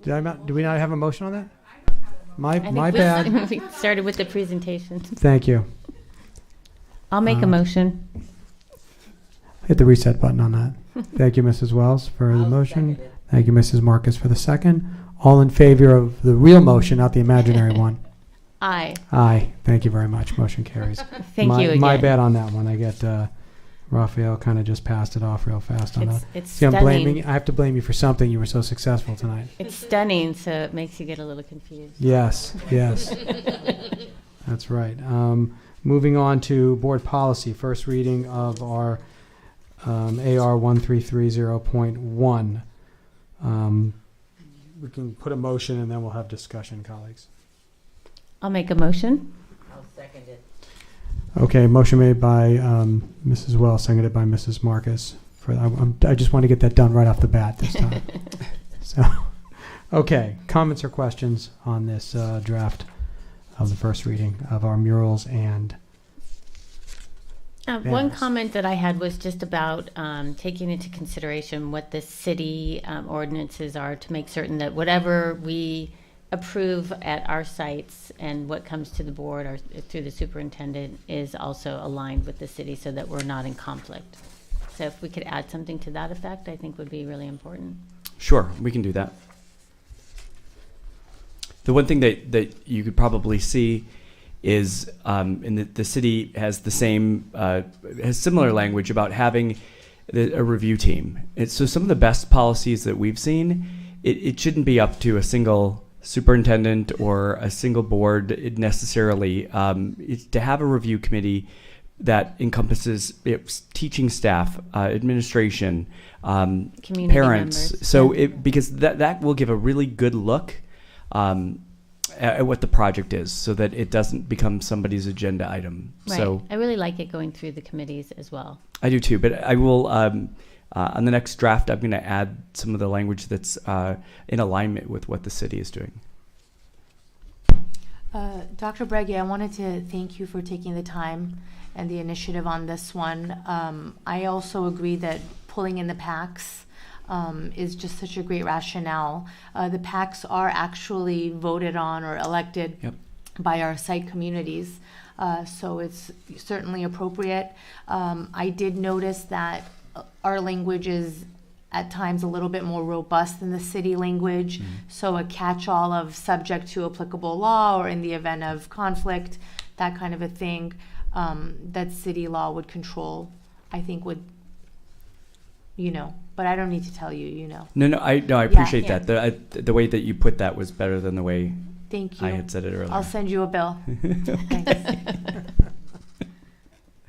There has to be a conflict of interest. Michelle? I just think that it's nice that we're going to have something that's updated after all these years, and we'll have some control and something that will be applicable for us to use instead of having an ancient old document. So I think that this is about time for that. So thank you. The original policy was written on papyrus, apparently. It was. Couple of things. They're from me, at least. The section regarding signs and banners around the high school, I think there should be something to indicate that a failure to follow the policy guidelines will result in administration removing said sign or banner. I don't want there to have to be any questions about it. I don't, I really appreciated, somebody heard my comments about how things are taped up, and the tape has to be on the back of the sign and keep everything looking neat and copacetic. We're putting a lot of effort into our buildings now, and it behooves everybody to be part of maintaining that, and kind of sloppily taking blue painter's tape and putting signs all up. And I encourage student work and student signs. There's just a way to hang them that's a little more fitting in what the environment we're trying to create. But hopefully the policy will reflect that administration has the authority to take it down if it doesn't meet the guidelines. Go ahead. Did you want to respond to that? No. Okay, then my last thought is this. I really thought hard about the murals, and I'm not going to support the policy with murals in it. I think the only murals that we could do are, I like our class murals on the back wall. I think that's a tradition that should be maintained, and that's it. I don't think the outsides of our schools should be subject to outside murals. I think everything should be site controlled and inside the sites. If people wanted to put murals up in a hallway or outside or whatever, that's not facing the public, I might consider that. But I don't think schools should be in the practice of having just it okay to even entertain the idea that people can come by and paint on our buildings. It's way too subjective, and what may work for a couple of years may be very quickly out of style and out of fashion and pose a problem then in the future. It depends how long you commit to a mural. So I think it just opens up a can of worms that we don't need to open up. So as the policy is written, I'm not going to be supporting it because of the mural section in its entirety. So that's my comment. Mary, did you? Yeah, well, I don't hear a large movement to get rid of it, so I'm sure it's going to make it to the second reading. Mrs. Wells, you had another comment? I have a couple comments actually. Okay. I wouldn't be opposed to separating the banners and posters policy from a mural policy, because I do feel that they're very different. So I'm not opposed to looking at that separately. Okay. Thank you. Because I do feel like it's a different process, and there's different purposes for it. For the banners and posters, a thought came up about BHCF and their fundraising efforts and or the school sites efforts in terms of fundraising, and I'm not sure if this covers that type of signage. If we, for example, say BHCF wanted to sell a sponsorship or allow banners, if they were to propose, we have a great corporate sponsor and we want to provide a banner at each of our school sites as part of the BHCF umbrella, do they need to go to each individual site to get that approved? Or, how does that work? Because what if they wanted to try and to offer something like that and they could only get a couple of the sites to agree at the PAC, that it never passed even the PAC level? How do we address that? And maybe corporate sponsorships as opposed to school events, maybe that should also be identified somewhat separately about how you want to go about that process, because I think it'll make it easier for everybody down the road if that's what we're doing.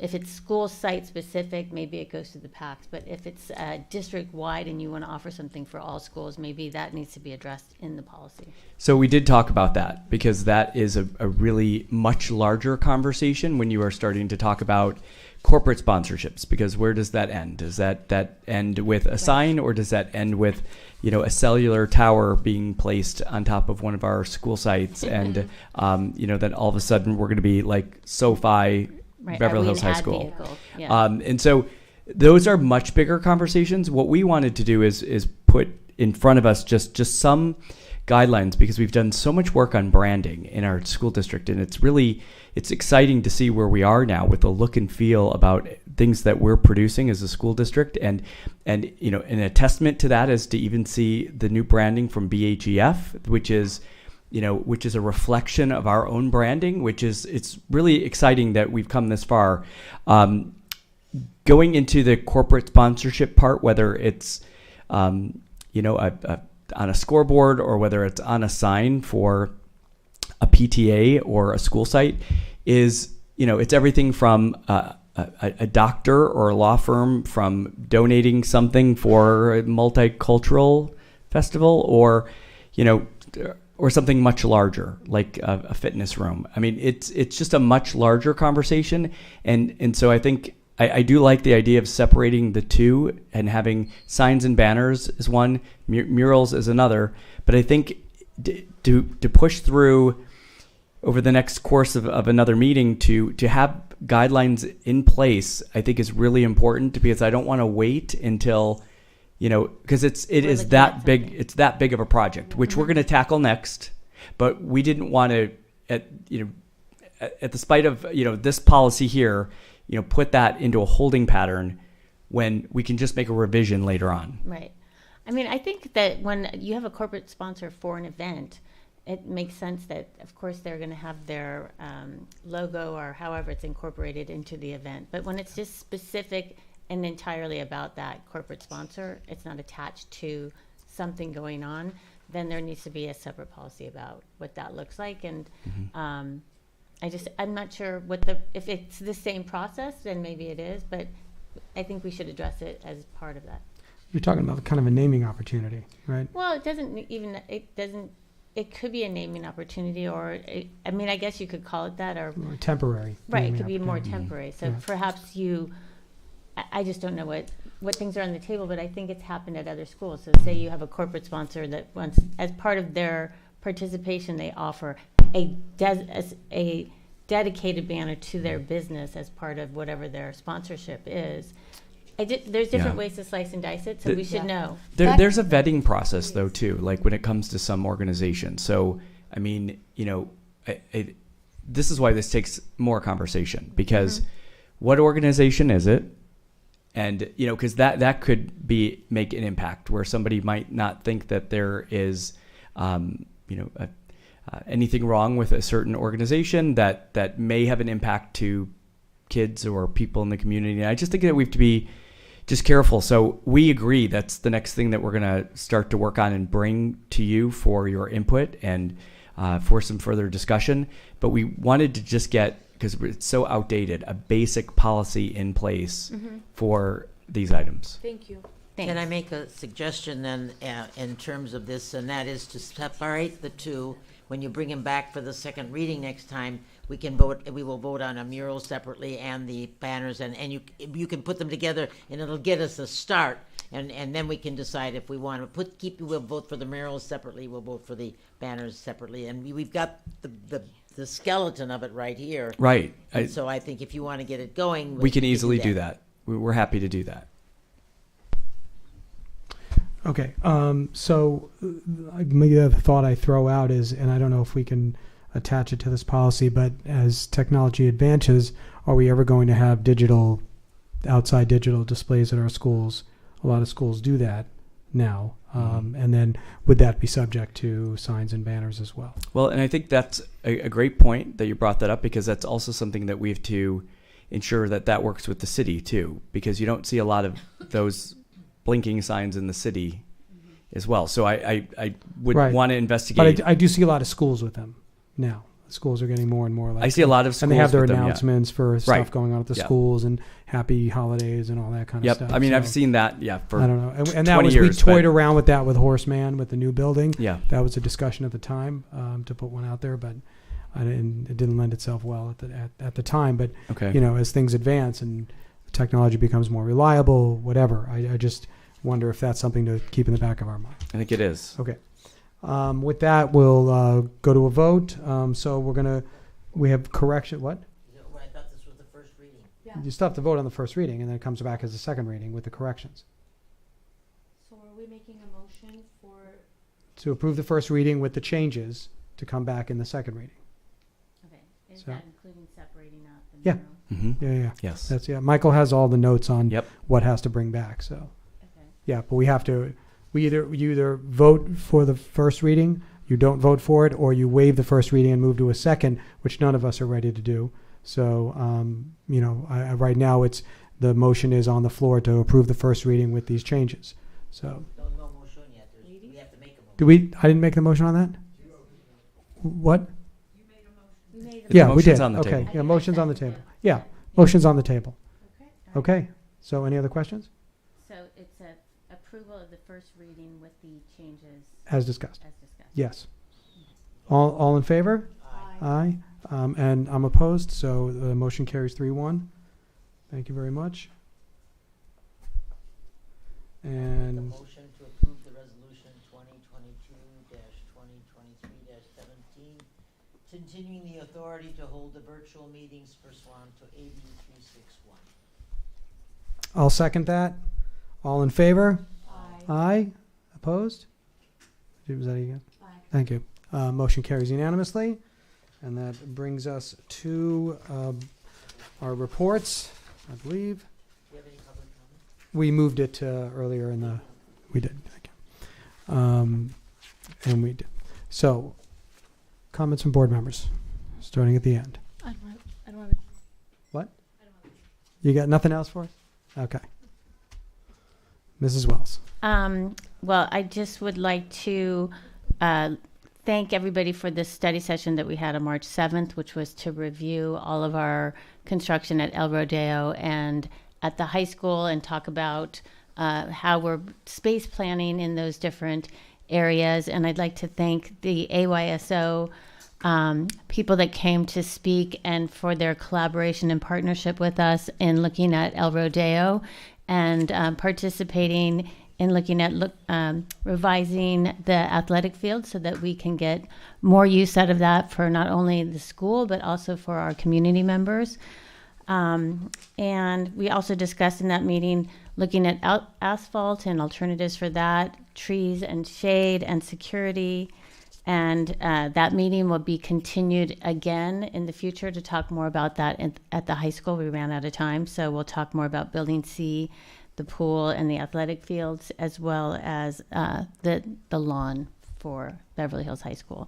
So I just wanted to mention that because I didn't want people to miss that we continue to have those conversations. And I thought it was really a great collaboration, not only with all of our staff and administration, but our construction team, the architects, our contractors, and the community members, with AYSO being our partners and being there.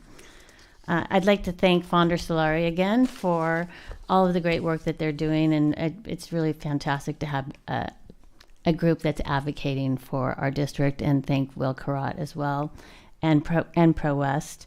The math family night was so fantastic, and when we talk about having on our strategic plan improving our family and student engagement so that we can improve our outcomes, I thought that was just such a excellent shining example of doing that. I just was, like Mrs. Marcus said, it was such a joy walking around and seeing all the parents walking with their students and participating at the tables, which was exactly, I believe, the vision, and it really did happen, and it was really fun, and it was really high energy and fantastic. And so along those lines, the LA County School Trustees Association, their meeting for March the 20th is going to be, the topic is accelerated learning recovery.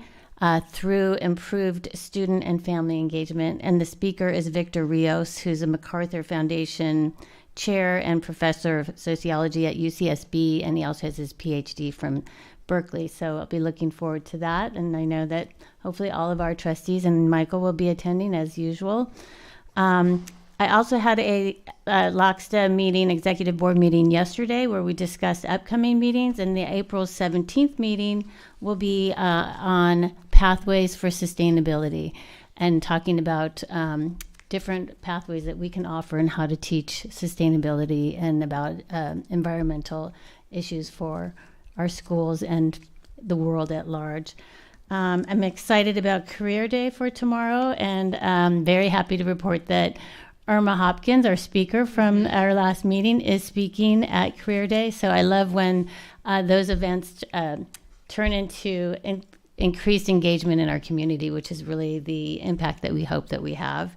And then also, Just In Case is having an event at La Cienega Park on March 26th, and that's a great event for everybody to come out, and hopefully we will have a table there as well, I think, and really encouraging and showcasing our school district. And now that the enrollment is open, that we can encourage people to sign up for the Beverly Hills Unified School District. And that's all I have. Thank you. Thank you, Mrs. Wells. Mrs. Manishari. Thank you. That was very well said, and I'm not going to repeat it. Just so much good hustle and bustle happening within our school district, and thank you to everyone for all your hard work.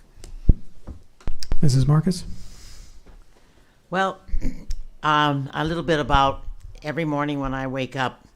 I do think that in order to keep young, to keep my mind alive and to not grow old, I do the jumble, the ken-ken, and the Sudoku.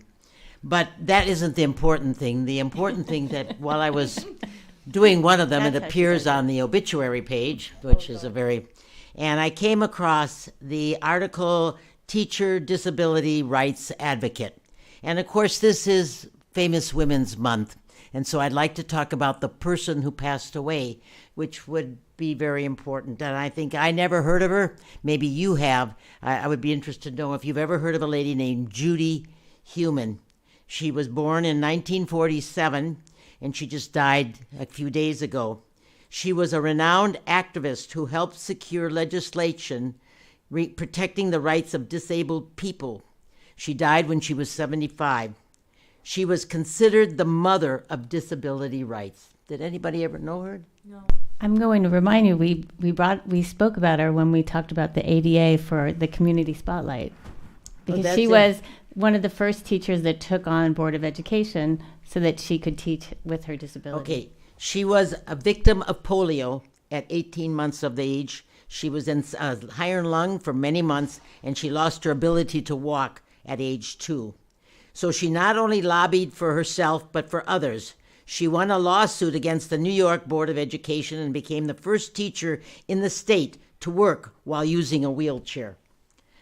She also was a leader in the historic, nonviolent 28-day sit-in in San Francisco's federal building that set the stage for the Americans with Disabilities Acts, which became law in 1990. I guess I'm telling you all of this today because, number one, it's Famous Women's Week, Famous Women in History Month, and she was, of course, very famous, but I'd never even heard of her before, and so I was very, it took granted. And number two, we're never too old to learn. I had never heard of her, and I wanted to learn more and did some research. And it brought to mind another famous person who came to mind, and I'm sure you've all heard of this person, Helen Keller, another disabled person who paved the way for people who were mute and learned how to read, write, and so on, with Braille and so on. So I wanted to share that tonight, and it's my short community spotlight. But I have a couple other things.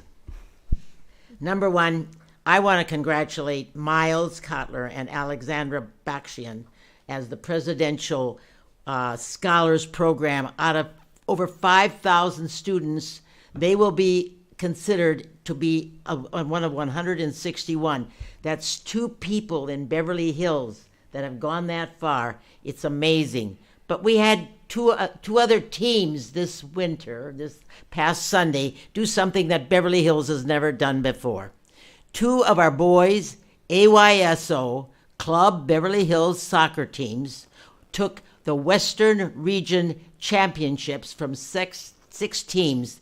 They've never had team. One was the 10X team and one was the 12X team. They've never had Beverly Hills boys get that far, nor have they ever won. So two teams, we should be really proud of our AYSO program, because that was the thing that when you mentioned an AYSO field, I wanted to talk about that.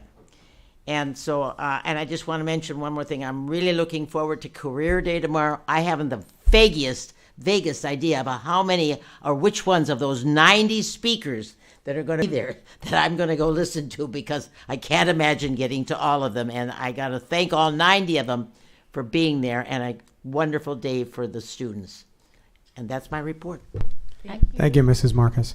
There's going to be a firefighter there. That actually always seems fascinating to me. That's always fun. Firefighter. There's a firefighter. I just wanted to highlight for you, Rochelle, that there is that great documentary called Crypt Camp, which really highlights Judy Human's story. And it's such a amazing, well-done documentary that I really encourage anybody that's interested to watch it. It's really fantastic and very inspiring. Okay. So a little bit of housekeeping. First of all, thank you, KBEV. So I remember to thank you before and not out in the hallway afterwards. I wanted to wish my sister Neely a happy birthday. It's her birthday today, Pi Day. I wanted to talk quickly about the heavy metal concert, the American metal concert, because Mr. Klotzel did something that I thought was brilliant. And he kind of, you turn lemons into lemonade, and that's what he did. The size of the instrumental music program is not as big as it used to be, just because of the district isn't as big as it used to be. And seeing the opportunity, instead of getting the different sections, whether it was jazz band or orchestra or band or simply whatever, off stage and then bring the other one on stage and have these 10-minute intermissions in between each number, he kept every musician on stage the entire show. And when it was their turn to play, they played. And when it wasn't, they didn't. And it kept the show moving like this. And it was wonderful. And a shout out to Mr. Klotzel. That's the first time in my 12th year that I've seen a show run like that. I wanted to also push the musical Mean Girls coming up. Thank you, Dr. Brady, for blowing that surprise for the community. Sorry. But it was already out. Was it? Nobody can keep a secret here. Yeah. It's ridiculous. I also wanted to just make a quick comment that every March 15th time, this deadline comes around, and it reminds us of the delicate nature of public education in most states, especially in California.